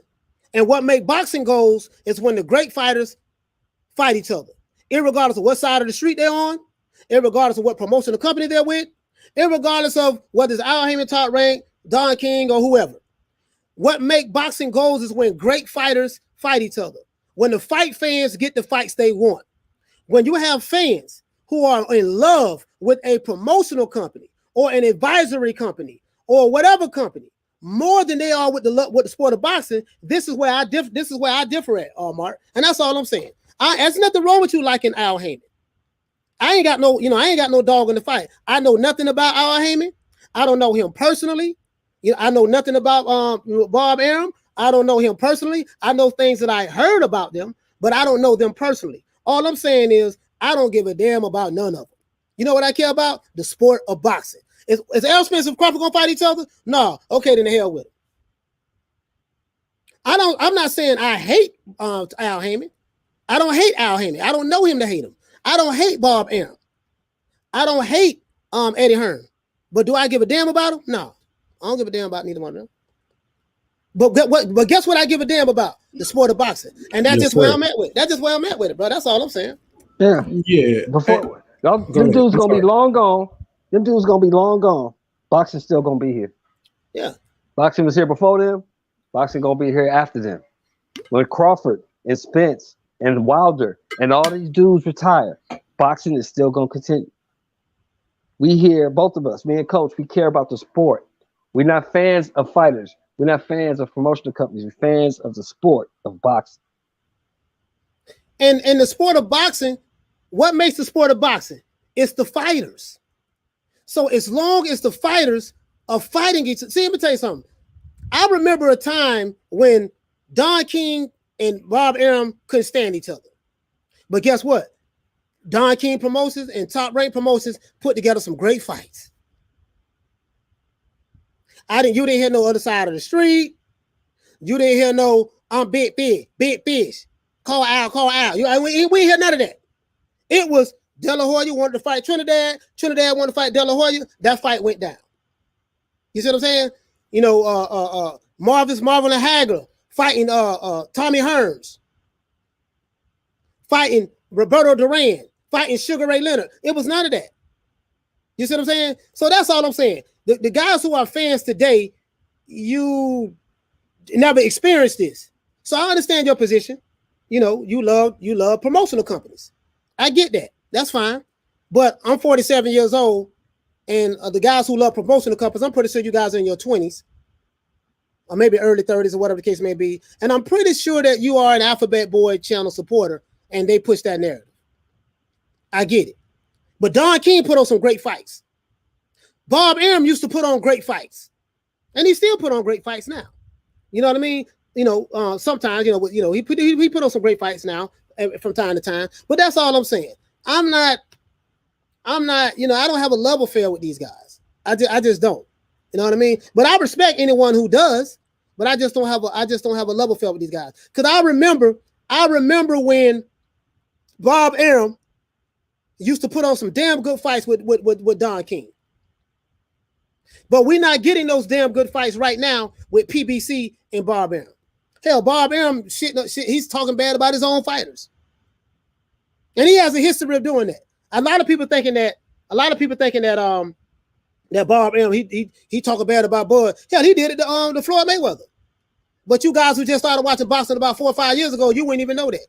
He did it to De La Hoya. He did it to Mikey Garcia. Mikey Garcia sat on the shelf for 2 years. trying to leave Bob Arum. So when you guys say Bud should just leave, well, y'all don't know what y'all talking about. Ask Mikey Garcia about leaving. If you have a contract with somebody, your ass can't go nowhere. And that's all I'm saying. So now they're talking about Bud either gonna fight Ramirez or Zepeda or whatever. Let me tell you something. Bud don't care who it is. Because whoever it is, he's still gonna get that $4.5 million guarantee. Whoever it is. Right. And that's his last fight for Bob Arum. And his contract will be expired. And then he can do whatever he wants to do. So he don't give a damn if they put Mickey Mouse in there. Right. He don't care who they put in there. Still got to pay him. Right. Right. But don't tell me because you are a fan of the PBC that if Bud don't go to the PBC, you ain't gonna like him and you ain't gonna follow him. You don't like him any goddamn ways. So cut it out. You Bone don't have a link, coach. Bone needs a link. Oh, okay. You don't have an objective bone in your body. Your loyalty is with the PBC. Period. We don't listen. You know, regardless of what I talk about with Deontay Wilder, with all due respect, guess what? You know what we love about Wilder and Fury? They fighting each other. Deontay Wilder and Tyson Fury fighting each other. Say that again, coach. Say that again. Deontay Wilder and Fury fighting each other. They don't fought twice already. Errol Spence and Crawford ain't fought one goddamn time yet. So why we can't? So what I want to know is this here: why Al Heyman? Why we can't keep that same energy with Bud Crawford and Errol Spence that you kept with Deontay Wilder and Tyson Fury? Uh-oh. All you pro PBC fans out there who saying Bud need to go over here if he want to make the fights. Okay, tell me this here: why we ain't keeping that same energy with Deontay Wilder and Tyson Fury? This is their third fight, and last time I checked, Tyson Fury is with Top Rank and Deontay Wilder's with the PBC, and they fighting each other. Not one time, not two times, but this is their third fight. So you trying to tell me that the PBC and Top Rank can work together to put Deontay Wilder and Tyson Fury in the ring together for the third time, but they can't work together to put Errol Spence and Terrence Crawford in the ring at the same time? And all you PBC fanboys is trying to tell me that Bud need to go to the PBC if you want to get that fight? Well, how Tyson Fury got that fight? Crickets. Boy, if y'all didn't have a double standard, you wouldn't have a standard at all. Well, yeah. Well, yeah. Coach, I think you're saying something very notable right now. And I think it should be said, man, that I never heard it put that way. I never heard it broken down that way. And it's so simple. It's right in front of your nose. But it's almost because you can get drowned out with all the noise. Nobody says that. And if they do, they don't quite say it that way. And that says a lot. I think it goes back to their guy wanting to fight the other guy. It's all about people just have cults and cliques in this boxing shit, man. And yeah, man, I think it's they said that because Wilder offered 50-50. It ain't got nothing to do with no offers, man. It ain't got nothing to do with no money because we don't even know what people's purses are. We just know what's released and what's alleged to happen, right? But all I'm trying to say is I think because it doesn't fit, like you said, I hate to use this word because this word is used too much too, narrative, but it doesn't fit your narrative to say, put that pressure on EJ. EJ, if you got your own promotional company, like you say, you your own boss, you can make it happen. Remember when they met face to face? I never saw anybody have that energy with Errol Spence then or to this day. Since then, I've never seen him like that. When I used to see him around Sean and Thurman, they used to almost I ain't gonna say curl up, but they just didn't seem so rowdy and raw when they was around Errol. But when I saw Bud around him, it was the other way around. Bud got right there on him. He was in his face. He was like, control your niggas. You need to control your nigga. Bud was like, he said, I'm right here. You dealing with me now. I'm right here. I was like, yeah, that's how you do it. Yeah. Like, he don't fight. I fight. What's up? And I was like, yo, that was some boss talk. But then right after that, he was like, Well, Bob right here to set up. He's like, oh, you got to talk to Bob Barron. Let me grab my phone. Hey, EJ, this EJ promotion. Like, bro, you ain't made no moves. You said it yourself. I'm going to take the easy way. I don't know if that's easier getting the fights made or easier in competition. Some would say it's both. But I don't see why we can't get that fight next right now after this fight. I don't want it. Is that the blame got to go both ways, and the more the blame should go to the guy who allegedly is his own promoter. But go ahead.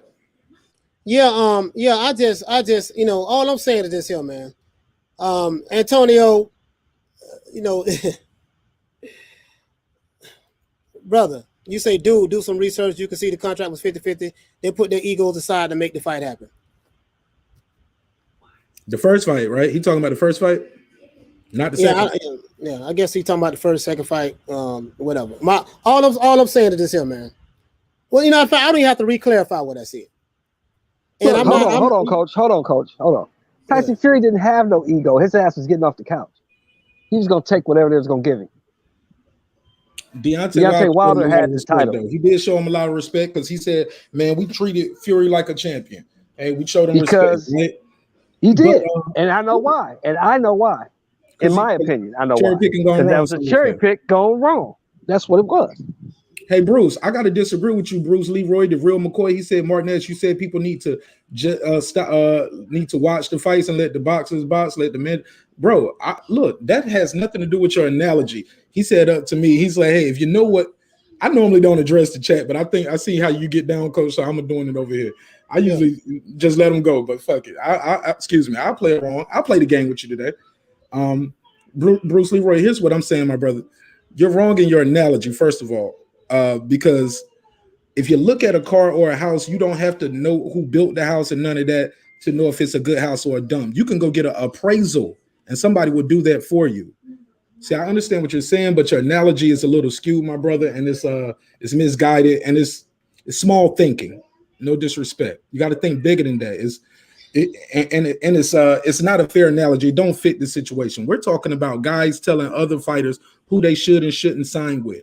You ain't never seen a contract, bro.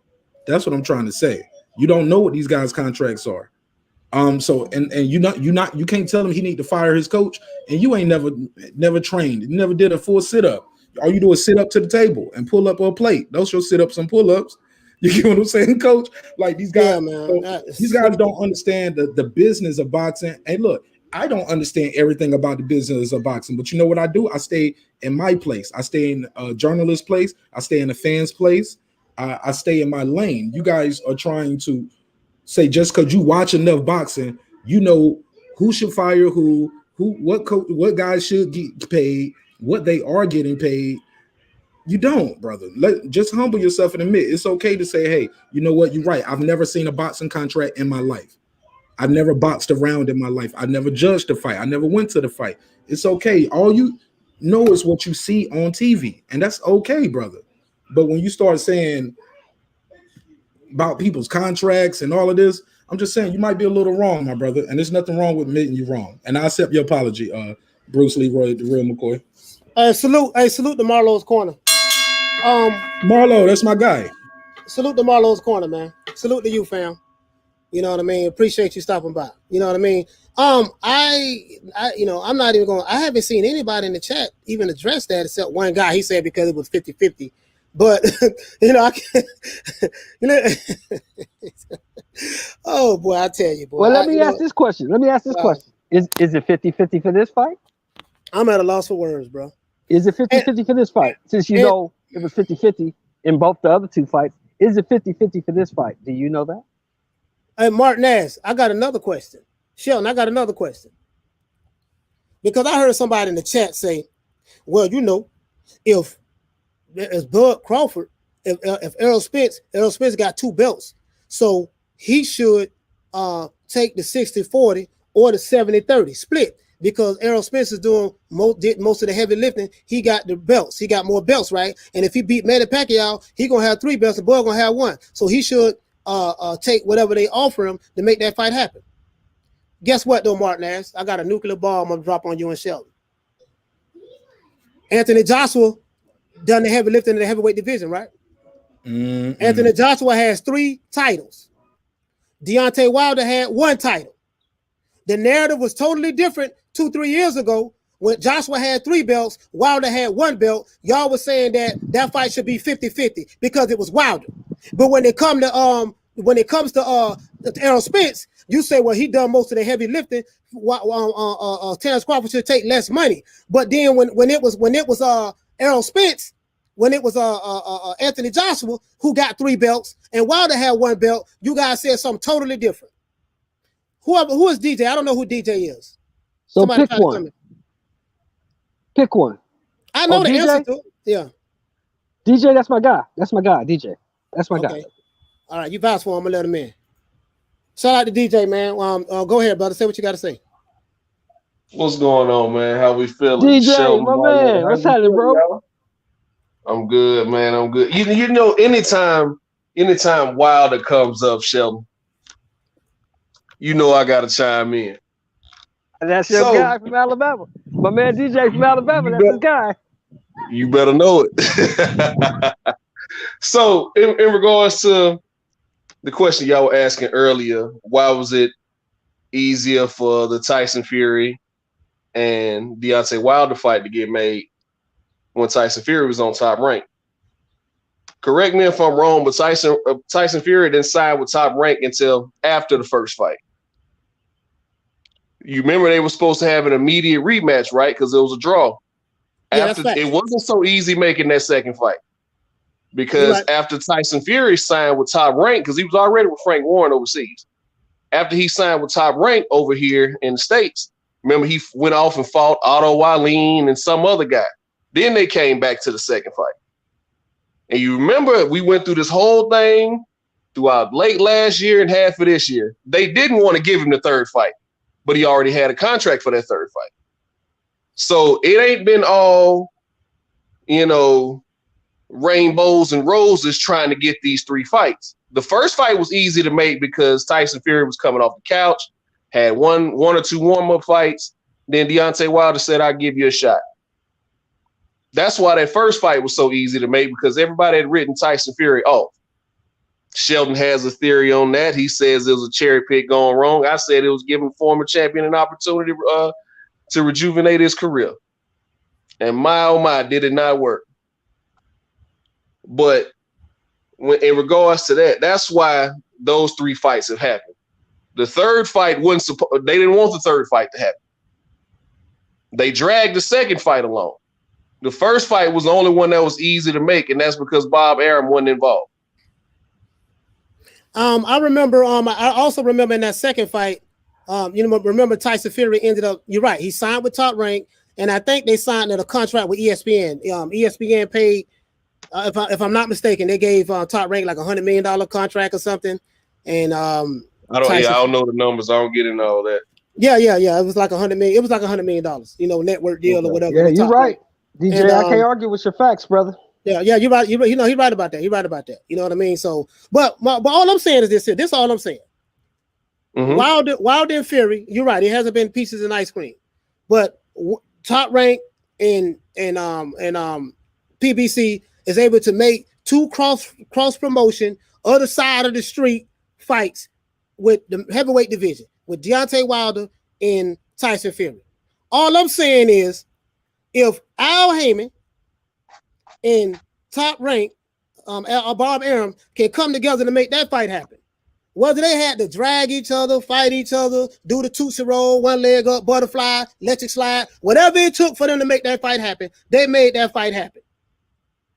Tyson Fury tried to run away from the third fight. We know that. I'm not denying any of that. My point is, if they was able to make that fight happen, why they can't make the Errol Spence and Terence Crawford fight happen? Like, what's the difference? All right, to kind of counter that, I put a lot of stock into what these guys say. Like whenever these guys speak, whether it's the Nas to Charlo, see, I they half crazy, so I kind of half pay attention to what they say.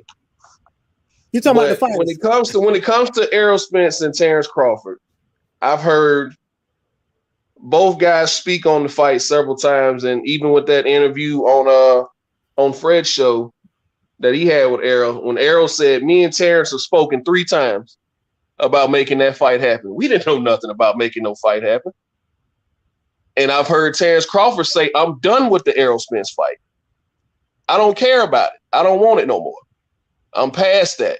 So I put a lot of stock in. I take a man at his word. Once Errol said we didn't know how to make that fight happen, and Terrence is saying, "Oh, I'm done with that fight," or "I'm over that fight." And even when he came into the welterweight division, Errol was a champion at that time, and he named 3 guys who he wanted to fight, and Errol Spence wasn't one of them. Now, I didn't hear the part where everybody keeps saying he was like, or anybody with a belt. But you had the wherewithal to know that Keith Thurman had 2 belts at that time. Manny Pacquiao is Manny Pacquiao. And I forgot who else he named, but it wasn't Errol Spence. And Errol Spence had a belt. So you knew who had all the belts. You knew Jeff Horn had that belt when you moved up. You knew Errol Spence had a belt. I hadn't heard Terrence Crawford say he wanted Errol Spence. I hadn't heard it yet. He might have said it, but I hadn't heard it yet. We keep putting that pressure on Crawford. Now, with that being said, I have no idea who wins that fight.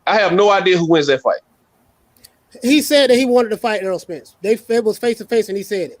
They told Errol Spence told Crawford, I know what you're talking about. You're talking about when they was backstage and he talked to Al, talked to Bob. You had to get a belt first. He said, "I got a belt," and to be fair, Errol Spence, because you know Terrence Crawford, my guy, just like Deontay Wilder, your guy.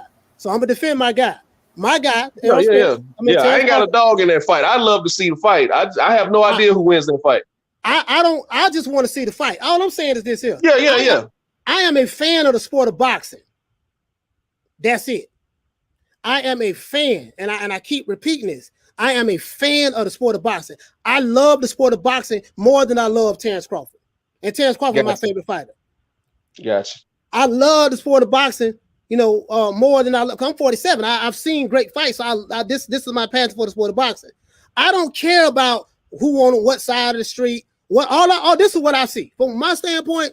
Okay, this guy with top rank, Bob. Let's see, Terrence Crawford at 140. He fought 2 top ranked fighters before. He fought 2 PBC fighters before. That was no problem. As soon as he get to 147, he can't get a PBC fight. Now I'm not blaming Al Heyman. I'm not blaming Errol Spence. I'm not blaming. I don't give a damn about who, what, where. Because us fans and some fanboys, we gonna pick our sides and who we think, and we gonna ride with who we want to ride with.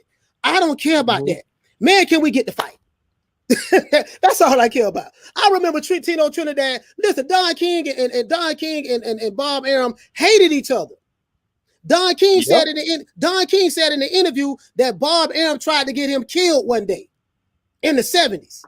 But guess what? They put together some legendary fights in the 70s, and 80s, and 90s. They put together some legendary fights. 2 companies, other side of the street, make this stuff happen. That's all I care about. You said that's all I'm saying. I see Deontay Wilder and Tyson Fury fighting each other. We are talking about Deontay Wilder and Tyson Fury because both these fights was great fights, regardless of what you want to believe in it, right? But at least they're fighting each other. The key word is they are fighting each other. That's the key word. I want to see Errol Spence and Terrence Crawford fight each other, regardless of who you think going to win.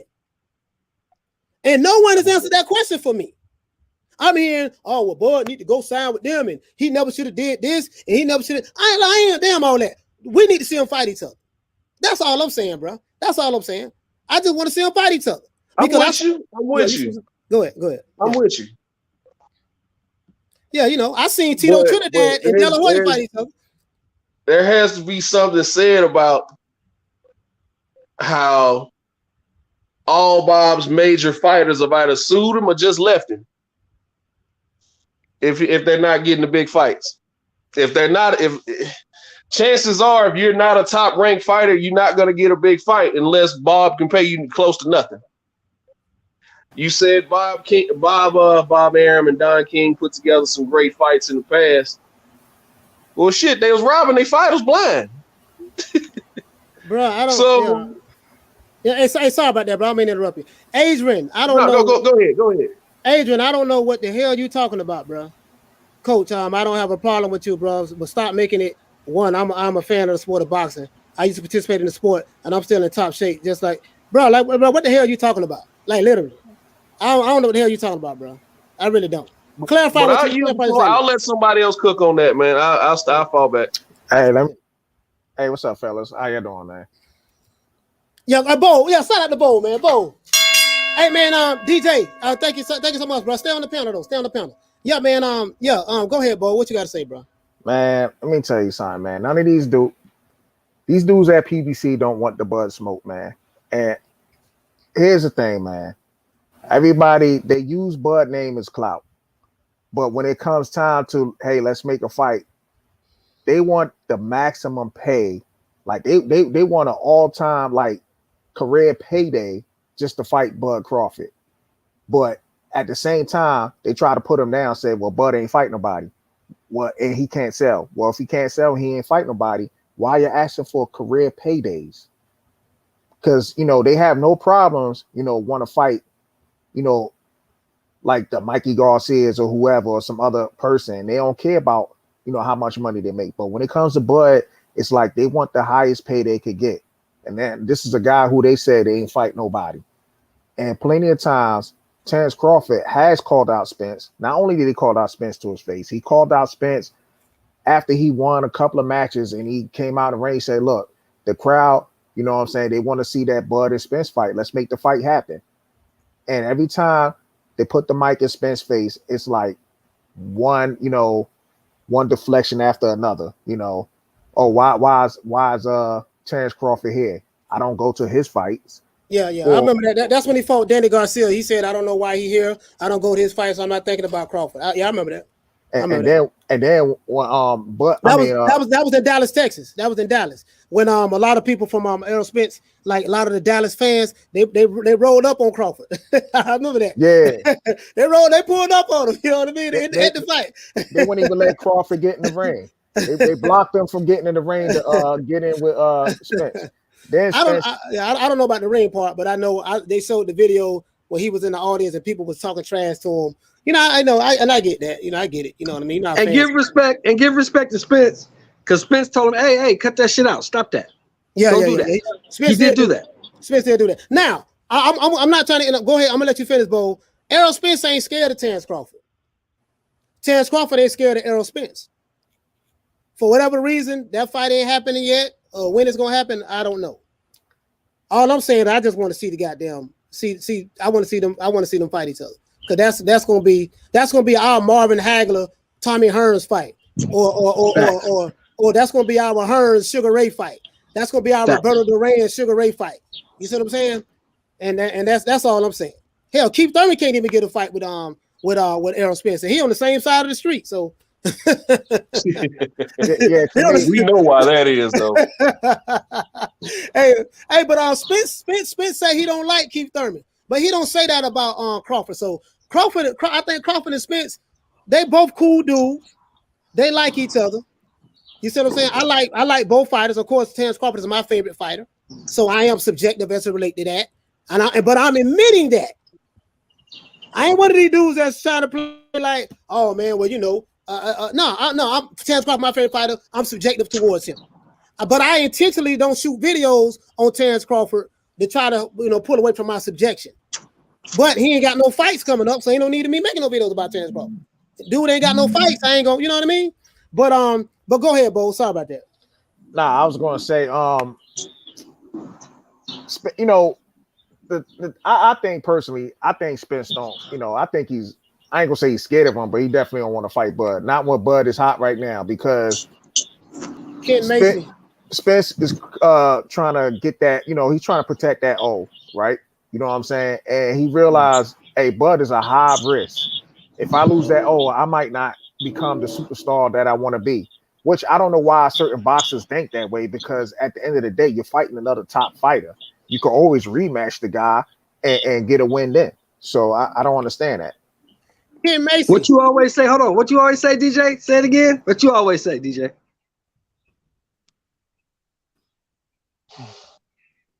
Ain't no fighter scared to fight another fighter, but the business of boxing always interferes with great fights. Exactly. No, what's that other thing you say? What's that other thing you say, DJ? Tell them again. They ain't heard you. Because I remember it clearly.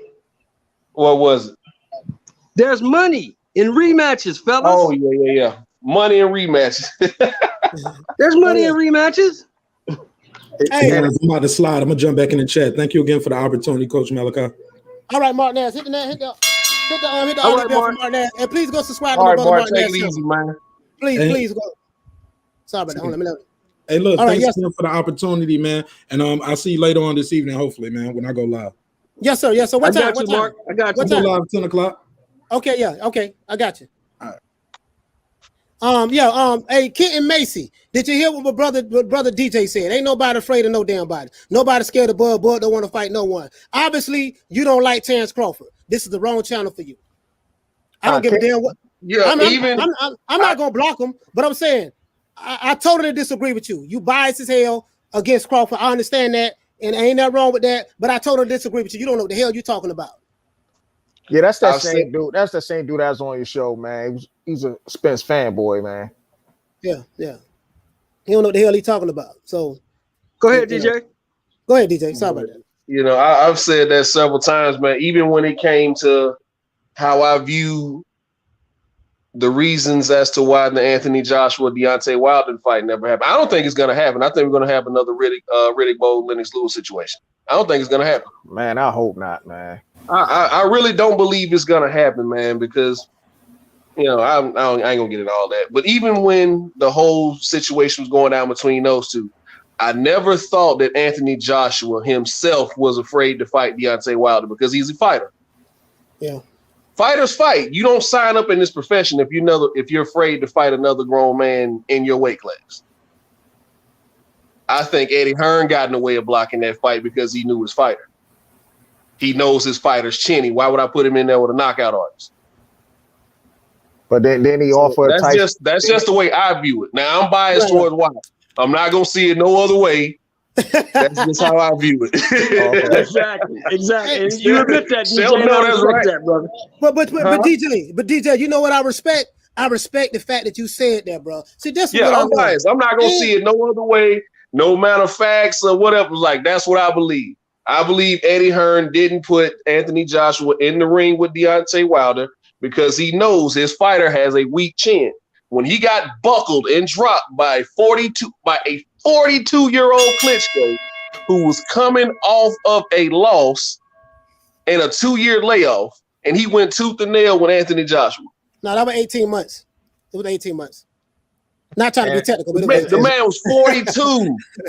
Yeah, but that well past his prime, and he dropped him. That was a step-up fight for Anthony Joshua, right? But why didn't Deontay Wilder fight Vladimir Klitschko when he had the chance to?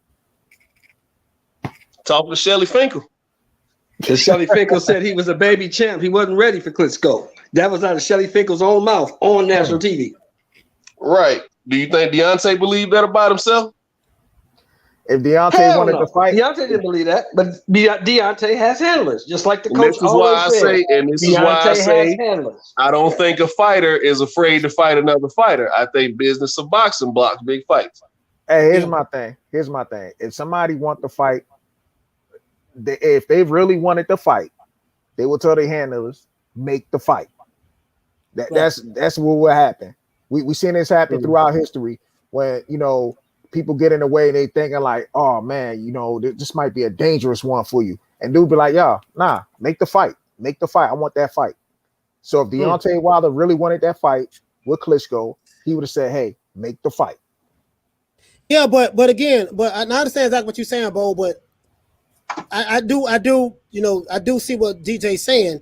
The business of boxing, because Wilder does have every fighter has handlers. Unless you were just a free agent independent guy like Canelo or Pacquiao, but every fighter has to do with the people who control the money and the purse tell them what to do. I'm always a firm believer in, I don't know that these fighters are afraid of each other.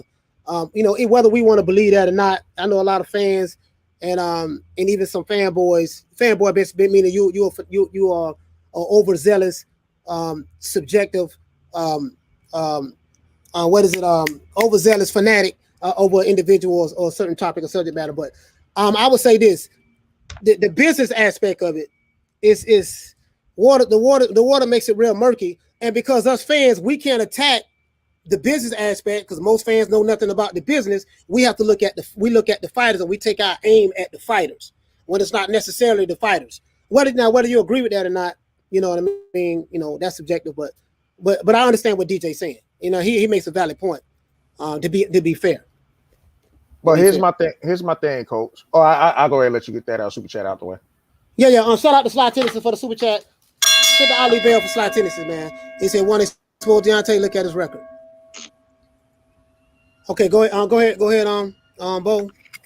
Yeah, here's my thing though. It's I don't think fighters are afraid to throw punches at each other and get into an actual fight. I think it's just the sheer, the embarrassment of taking a loss. You take that loss and you might not have that that invincibility or whatever. I don't know if I just made that word up, but you might not have that aura like, oh man, I was the man on top once you take that L. So you're gonna feel like you shut down. Kind of like, when Deontay Wilder took his loss, man, he just didn't see the same. He didn't seem the same afterwards. It was like one excuse after another. And I'm not gonna just use him. I'll go to MMA. I look at somebody like Ronda Rousey, right? She was dominating. She took an L and she went silent. You know what I'm saying? Because you were dominating, you were at the top for so long. You take that L, it's like, oh man, I can't even, be the person I am no more. I want to go into hiding or something. Because that's let me try the WWE right quick. All right. What'd he say? Oh, no, I said Ronda Rousey said, "Fuck it, let me try the WWE right quick." Well, no, remember she lost 2 back-to-back though. She lost to what's the female name? The tall, skinny white girl, Holly Holm. Then she fought the girl from Brazil. And Nunes. That was a year later. She fought her a year later. But remember that whole year she went radio silent. Yeah, she did. You know what I mean? So I mean, it is what it is, man. Psychologically, I guess she couldn't deal with that loss. You know what I mean? It is what it is. So I mean, it's like that. It's like that sometimes in comeback sports. Comeback sports is not easy. You know what I mean? I know it's easy for us to sit back because a lot of us sitting at home drinking beer, eating pizzas and stuff like that and whatever. But it's not, when you sign up. But when you sign up for that in the gladiator sport, you got to take whatever come with it. And once you sign up for that, and this is what I say about Jamal Charlo. I'm like, dude, if you're not trying to change subject, if you're a lion, you got to fight those other champions in your division. Because Jamel Charlo did it, and he's doing it right now. He's trying to become undisputed. That's Big Charlo now. Jamel is Big Charlo. I mean, Jamal. Sorry about that. Yeah, you're right. Yeah. What did I say? Didn't get the name wrong? No. You said it right. I'm just saying Jamel, the one at 154, is Big Charlo now. Yeah. He ain't the little twin no more. But that's my guy. Even though he ignorant as hell, even though he ignorant and a real crazy person, he ain't scared to fight nobody. So yeah, and that's what I'm saying. So that's all I'm saying. We need to see these fighters. We need to see these fighters fight each other more. And I'm not gonna get caught up in. And it's like DJ say, as it relates to the business of boxing. Like I hate the business of boxing. This is why you got some people say boxing is the sport that I love so much, but I hate so much at the same time. And Kurt, and shout out to Counterpoint about the Kurt say that all the time. Boxing is the sport that I love so much, but hate so much at the same time.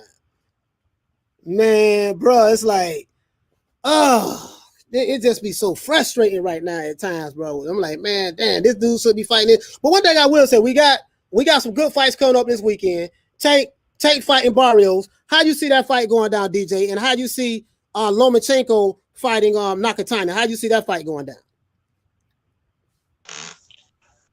I've said since this fight was announced, number one, when it was first announced, I was disappointed because I wanted Tank to stay at 130 and clean up everything there. I thought that was possible, but anywho, moving to 140, I've said Tank is going to be a gorilla in this fight. He ain't got to cut weight. He can leave that weight on as long as he wants to. He probably just now starting his weight cut because Tank's probably naturally 150 pounds. He probably walks around at 150. Mm-hmm. So he ain't got much weight to cut. And Sheldon and I were talking about this. He not even gonna get into that.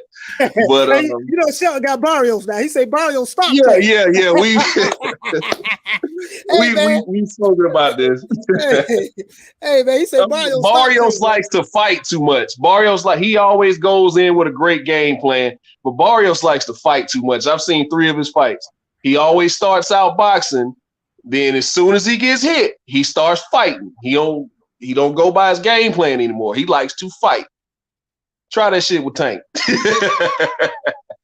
I think Tank's power is going to carry late, regardless of what people think. He hurt Gamboa a few times in that fight. He didn't stop him until the 12th, but he dropped him like 3 or 4 times in that fight. And I don't think it had nothing to do with his ankle. No, he had a torn Achilles though. I mean, I don't think it had anything to do with why he was getting dropped. A torn Achilles? But you can't put pressure on your foot, a torn Achilles. Are you really believe that? If you saw the shots he was getting hit with, I don't think anybody was standing after those shots. That's just my opinion.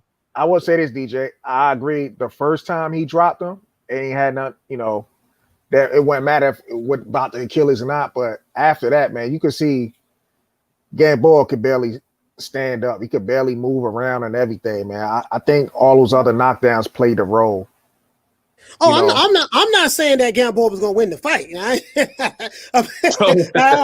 me clarify that now. I'm not saying he was gonna win the fight, you know what I mean? But I'm just saying torn Achilles, god damn, bro. Like, ooh. I never had one, but me either. I wouldn't be saying that. I wouldn't be feeling that way if the man didn't have surgery immediately after the fight. You know what I'm saying? That's what told it for me. Not saying he had a torn Achilles. The man had surgery immediately after the fight, so I know it was real. Yeah. But I think he'll be able to carry it because Tank's had a problem with gassing out in fights too. So I think not having to cut weight and drain down to 130, that power is going to carry late. I got Tank by 11th round stoppage. I don't know. Hold on. Now, Sheldon, you got Tank getting stopped at what, the 10th or 11th? Which one you said? I got Mario Barrios stopping Tank anywhere between rounds 9 and 11. But me and DJ will be there together to see it, won't we, brother? Yeah, we're both going to the fight. So I told him so we bet 10 piece at Magic City. So hey, y'all be careful, man, because man, but things been kind of crazy in Atlanta, boy. I mean, the crime rate has been off the charts, and I don't know, you know what I mean. So y'all be careful. Y'all go to Magic City, bro. That's all I got to say. Just try to be careful, bro. Hey, yes, Coach, me, DJ, is all cut from your cloth. We all just cut from the same cloth. We know how to move. We know where to go and when to leave. Right. Yeah, because the temperature change in the air. Like, oh, time to go. Yeah, it's time to go. It's time to get around here, buddy. These jokers here, man, and and they know the fight. And that's what I'm saying. You got a lot of opportunities out there. They know the fight coming. They know a lot of people from out of town gonna be coming in. And you're gonna have them vultures just lurking. You know what I mean? Yeah. You know how it is. I think it's a bunch of easy licks out here. But hey, they do it in Miami. They do it, but you gotta do it. Hey, Coach, I'm gonna say this, and I'm gonna leave it alone. You take a look at my boy DJ, you might change your mind.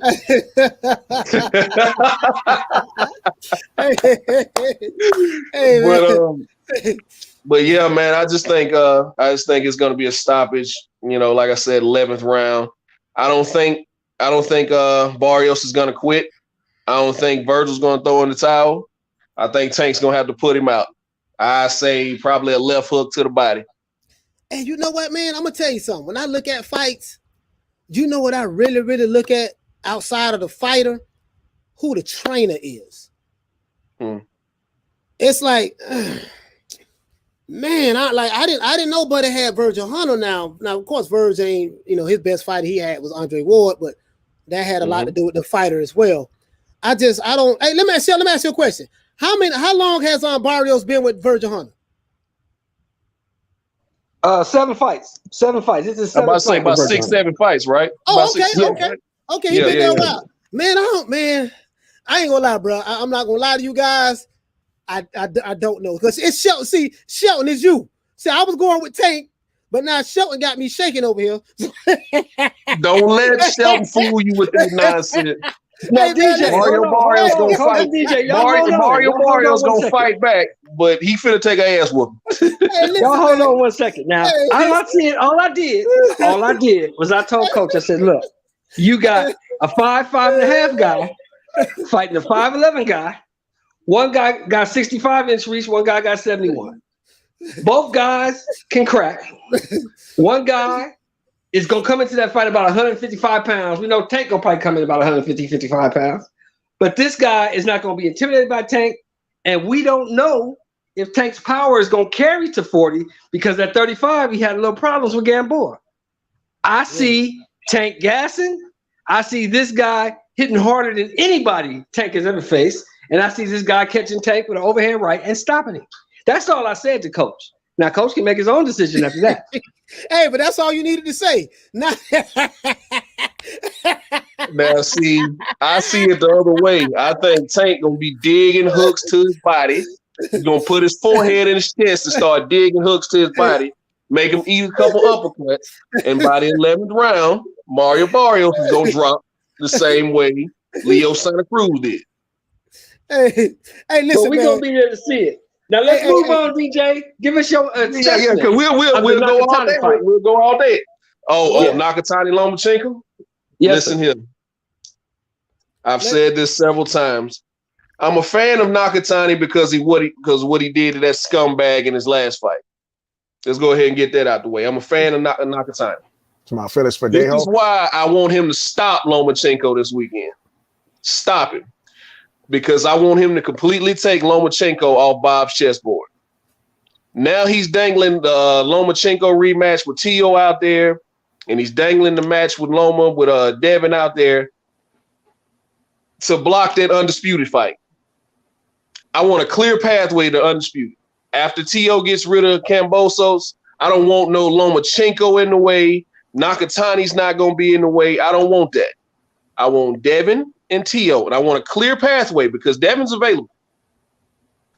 So I don't want Lomachenko to win a close decision or lose a close decision and to kind of be up in there. No, I want him stopped.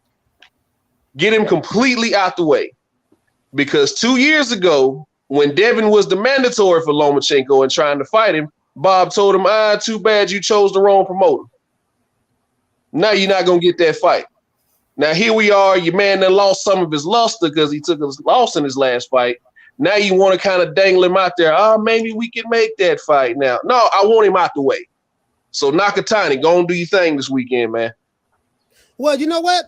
Devin, you know, and I haven't heard anything from Bob, I'm not going to lie, but from reports that I saw, DJ, Devin Haney is, was trying to fight Teofimo Lopez or whatever, one of those two. I think it was Teofimo Lopez. And was it Teofimo or Josh Taylor, one of them. But Bob Arum told him if you want to get this fight, you're going to have to sign a multi-fight deal to come on Top Rank. Something of that sort.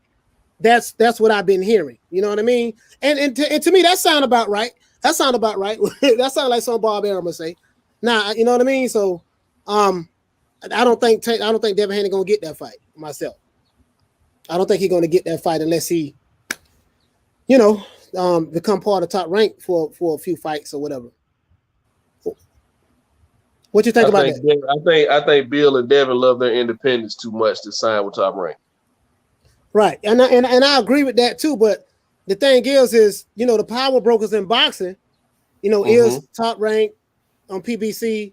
And I would even say Matchroom with Eddie Hearn. When you want to fight these fighters, the problem is all of the fighters that you want to fight. Same thing they're saying with Crawford. All of the fighters that you want to fight is with PBC. So you're gonna have to go over there in order to get those fights. And all the fighters that Haney want to fight is with Top Rank. He's gonna have to go over there to get those fights. It's the same thing. You know what I mean? I see where you're coming from on that. But see, this is what Devin Haney could do. Everybody's eyes at 135 right now, in my opinion, everybody's eyes right now ain't necessarily on T.O. They're on Josh Taylor. No, Josh Taylor at 140. I know, but listen to me. Once he vacates them belts, it's going to be a mad dash for them belts. Tank's already up there. T.O.'s getting bigger. Now, if you listen to Kambosos believes that's why that fight didn't happen July 19th, because T.O. was having trouble with his weight. I mean, June 19th. Excuse me. I heard that. That's Kambosos' theory. I just want to put that out there. He was like, I saw him early in this week, and his eyes and his cheek was all sunk in. I was like, man, you okay? And he still looked like he had 10 or 15 pounds to cut, according to Kambosos. So maybe T.O. has out. Wait a minute, 10 to 15 pounds the week of the fight? That's what Kambosos said. That's according to Kambosos. He said he looked like he still had about 10 or 15 pounds to cut the week of the fight. And he was already sunk in. That's his theory as to why that fight didn't happen last weekend. So it's all looking at Josh Taylor to see if and when he drops these belts. Because I think then if Devin can't get the fight that he wants, which is T.O., he's going to move up. T.O.'s probably having trouble with that weight. He'll probably move up. Then out of nowhere, probably, you'll have Tank's already up there. So you get these, you start looking at it, Nakatani will probably move up. I don't know how he made weight. Nakatani, what, 5'10"? Man, he's bigger than Errol Spence.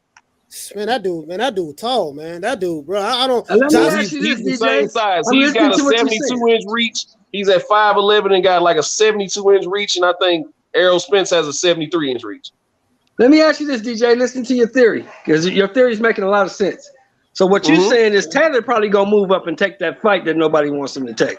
I don't think Taylor's gonna hold on to all them belts more longer than one fight at 140. So he'll probably fight one of his mandatories, and then he's moving up. He's not gonna keep all them belts. Nobody ever stays undisputed that long with them 4 belts. So you think once Crawford frees himself, that's gonna be the fight to look at, is what you're saying? Not necessarily the fight to look at. I'm just saying Josh Taylor's not gonna stay at 140. Okay, got you. He's not gonna he's not gonna pay all those sanctioning fees for 4 belts. Cool. I got undisputed. I defended it once. I'm ready to take another fight. I'm ready to move up. I got to talk to Halim about that. Halim will let me know. That's just my theory, and I think the top dogs at 135 are watching that because they're ready to move up. You see what I'm saying? And Tank is already up there. He's gonna go ahead and get a hold of that regular belt. Like, WBA, y'all want to go ahead and elevate me after Josh Taylor? After Josh Taylor vacates, so you want me to beat up somebody for it? That's just my theory. Yeah. And then if T.O. moves up, he'll automatically be able to fight for the WBO belt because we all know that stands for whatever Bob orders. And so he'll have a belt. Devin, where you at? WBC and IBF still up for grabs. You better come up here and get your belt.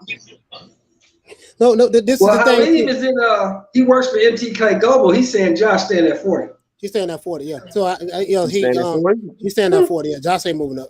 Well, just my theory. Just my theory.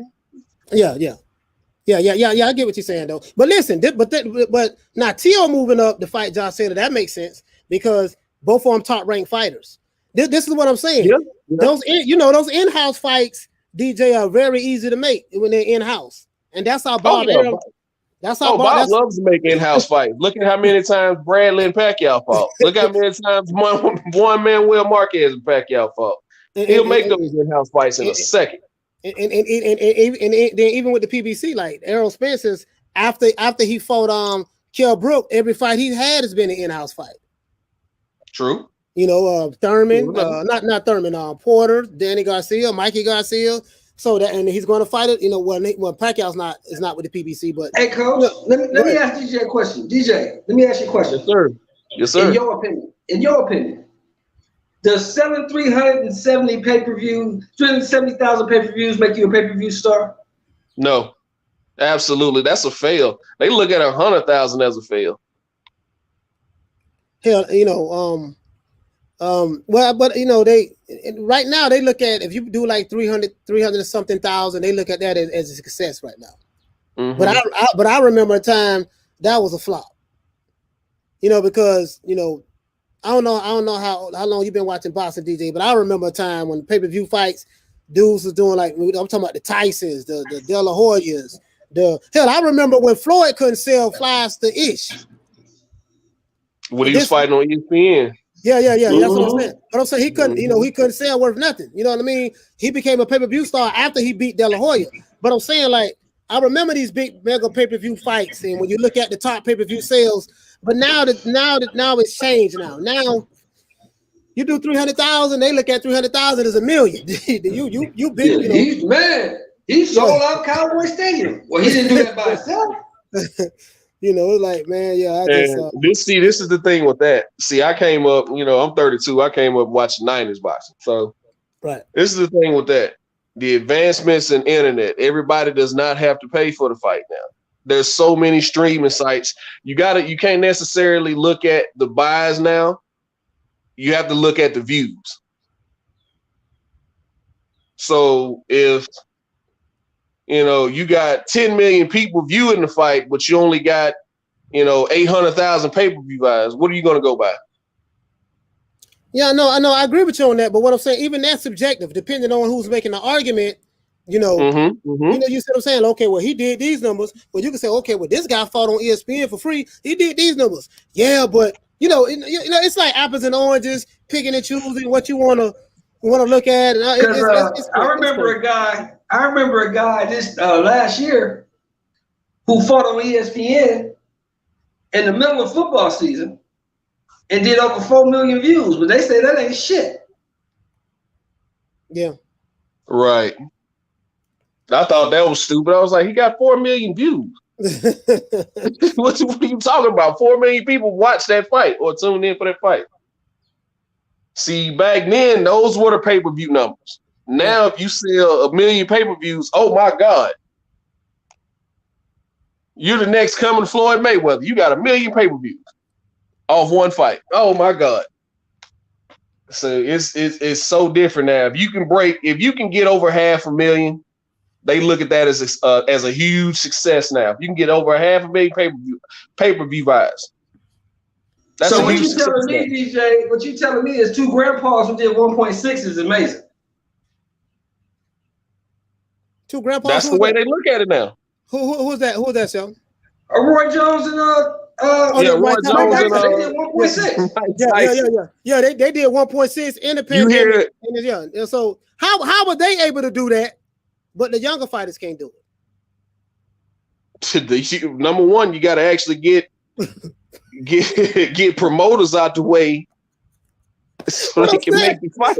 No, but what does that say though? Wait, Mike Tyson, 75 years old, Roy Jones, 70. They come out of retirement to put on an exhibition match, and they are able to sell more pay-per-view buys than an Errol Spence, than a Tyson Fury, than a I don't know if Canelo did that, but Canelo currently, or Manny Pacquiao did over 1 million since he fought Mayweather, or Pacquiao, and that's a fact. Or Keith Thurman. Any of these guys, these two, bro. To me, they should be. Oh man, bro. I just don't get it, bro. I just don't get it. How in the hell Mike Tyson and Roy Jones is outselling, doing better pay-per-view numbers than these guys who are currently fans of these fighters more than these current fighters right now? And I had a dude tell me that Devin Haney and Teofimo Lopez are more famous than Mike Tyson. Bro, you know what? You must be out your goddamn mind. When somebody say something like that, bro, you know what? I'm finna walk off. Yeah, I'm done with you. Yeah, like last night with Deuce and that's basketball, man. I turned it off. Yeah. I'm done, man. What was that shit? That's what he said. He gonna say, now check this out, coach. I know you don't do basketball no more. You stop watching. But this fool gonna sit up here and tell us that we crazy because Larry Bird could not play in the NBA today. I said, okay, dude, I'm done with you. I mean, it'll be even better for them today because the defense wasn't as tough as it is today right now. Not today. You can't even play defense. To that I say this. And I've asked this question to a lot of different sports fans and guys who call themselves hoopers. Do you think the defense was better back then, or is the scoring better now? Because these guys are playing basketball year round. So is it just that the offensive level of skill is up, or that defense is down? Defense has been taken out of the game, bro. Defense is taken out of the game. You can't touch nobody no more. I think personally, you have better athletes these days. Whether defense or not, I mean, you got better athletes. The defense seems to come alive in the playoffs. You know what I'm saying? But better athletes compared to back in the days, and also back in the days, you were able to get away with, they had the Jordan rule, so you were able to get away with some stuff and whatnot. Man, when I think about you wasn't getting away, that was the rule. See, the rules have been changed. The rules changed around 99, 2000, but that was the rule. Steph Curry and these dudes would not be doing today. Not be doing what they're doing today in the 80s. Because after you hit through 2 or 3 of them jump shots, somebody finna come put you on your ass. It don't work like that now. I'm talking about. You can't necessarily say that because Reggie Miller was doing the same thing. Yeah, Reggie Miller was a way different type of dude. Reggie Miller was still running off picks, pulling up, spotting up, and pointing and doing the choke sign at people. So. But you can't even set a pick now, DJ. You can't even set a pick like that now. You can't do that now. When people say and Shelton, this is I'm sorry, I don't mean to get off on this too much, but when people say the defense isn't as good, and all I hear is goon ball, you can't play street ball no more. No, you actually got to move your feet and defend somebody now instead of he can't hand check. You mean I can't put both my hands on you and just push you? So I don't call that great defense. I just call that playing street ball. So that's why I ask people: is the defense worse, or is the scoring better? I think the scoring is 5-6 times better than what it was back in the day. Because now you got big men who's 7 feet who can pull threes. They move around too. Yeah, they do move around. They don't just stand with their back to the basket, block shots, and rebound no more. No, you gotta look at Joel Embiid. Joel Embiid and Giannis Antetokounmpo, 6'11", 7 foot. And you got to guard them all the way out to the 3-point line. You didn't have to guard Olajuwon or Kareem out at the 3-point line. You didn't. No, you didn't. They weren't taking y'all off the dribble. So you're right. But you know what? But there is no defense. So it's kind of an argument. It's kind of a catch-22. There is no defense in the league right now. These dudes running free to the lane. I mean, the game has evolved. It's different. Yeah, I mean, you can really. It's like comparing apples and oranges. It was a different style back then versus now. Yes, the athletes have gotten a lot better right now. I will say that, but you can make an argument both ways. This is the argument that would never go over. Personally, I think this though. I think every great player could play in any era because at the end of the day, they're going to adjust to whatever it is. Yeah, and become the person they are. That's a fact. That's a fact. I can't argue with that. Yeah. You know what I mean? So, hey, but guys, listen, man, we're gonna wrap the show up, man. DJ, man, I really appreciate you dropping by, bro. I really appreciate it. My brother Bo, we're gonna do it how we normally do. DJ, I'm gonna let you say what you need to say, want to say, bro. Anything you want to say before we wrap the show up? I'm gonna let you close the show. Nothing, just I appreciate you for letting me come on the show, man. You didn't know me, you took a chance. I appreciate that, Coach. So. Yeah, you come back. I'll be in the chat. I'll be listening. I'll be around. So yeah, you come Shelton back. Already knows. If Shelton vouch for you good. All right. All right. So I'll take it easy. Yeah. So right, DJ. Let's hit the Ali bell. DJ, see you tonight, man. Hit the Ali bell for DJ, man. Hit the Ali bell for DJ, man. I want y'all to be safe and y'all go to the ATL too, man. Y'all know that, But hey, Bo, go ahead, fam. What you got to say, brother? I was gonna say, hey, Shelton and DJ, man, just be careful, man, when y'all going to that fight and whatnot, man. But Coach, as always, man, another great show, man, and definitely looking forward to the next one. Man, this damn sun came out of here, man. All right, Bo, man. Hit the Ali bell for my brother Bo, man. Salute to you, bro. Take it easy. Shelton. Yes, sir. Yes, sir. Any last words you want to say, brother, to wrap the show up? Oh, man, great show as always, man. Hit on some good topics. We had good conversation. We were were able to agree to disagree, which I love the most. That's what I love about your platform, Coach. And I'll see you tomorrow. And Friday, your boy will do this show from Atlanta. But Yeah, I'll be home tomorrow. But I'm leaving at 5, so I'll be doing a show from Atlanta on Friday, guys. But everybody have a great day. Be safe. Thank you for your comments and your participation. I'll see you tomorrow. Yes, sir, man. Salute to my co-host Shelton Moore, man. I ain't got my damn roadcast, so I can't give him a round of applause on that. But let's hit the Ali bell from a big brother, the big homie, Shelton Moore, man. Salute, brother. All right, everybody, man. You know how we do it, man. And I want to thank everybody, man, for coming out today. Listen, we're gonna be on tomorrow, 3 o'clock Eastern Standard Time. Let me go ahead and give everybody a shout out. Everybody a shout out. You know I talk fast as hell, so please forgive me. You know what I mean? It's a country thing. All right, man. Let me go ahead. You know, them boys in Texas, they talk real slow. So, anyways, shout out to Adrian DeMonte. Shout out to Corey Bradley. Shout out to Graham Taylor. Shout out to my little brother, Exclusive, who came in today. Shout out to Mark Nash. Mark, I will be there at 10 o'clock. Shout out to my brother Halim in the building. You see what I'm saying? Shout out to the lady on the lady saying she wasn't here, but shout out to Lisa Bales, my sister, man. I love to have her on the panel as well. Shout out to Self. Shout out to Johnny Blaze. Shout out to the Queen, Lee Luna. Shout out to Bon Scott. Shout out to Bon Scott. Shout out to Graham Taylor. Shout out to Corey Bradley. Shout out to who else we have? Shout out to my brother Peter Von Ark. Salute to you, fam. Shout out to Paul CX. Shout out to Johnny Blaze. Shout out to who else we got? Jethro, what's going on, fam? Shout out to Mad Dog H. Yeah, I like your name, man, because we used to call MD 2020 Mad Dog back in the day. Now as a teenager, we used to drink every now and then. We used to drink that Mad Dog, aka MD 2020. Anyways, shout out to Corey Bradley. Shout out to Terry Halal. If I'm saying your last name right, if I'm not, I'm so sorry about that. Shout out to DJ who took the time to come out on the panel. Shout out to everybody who took the time to come out on the panel. Shout out to my brother Bo. Shout out to Peter Von Arks. Shout out to Big Plans. Shout out to Presidential Luke. Shout out to Toby Barlett. Shout out to Kathy W. Shout out to Graham Taylor.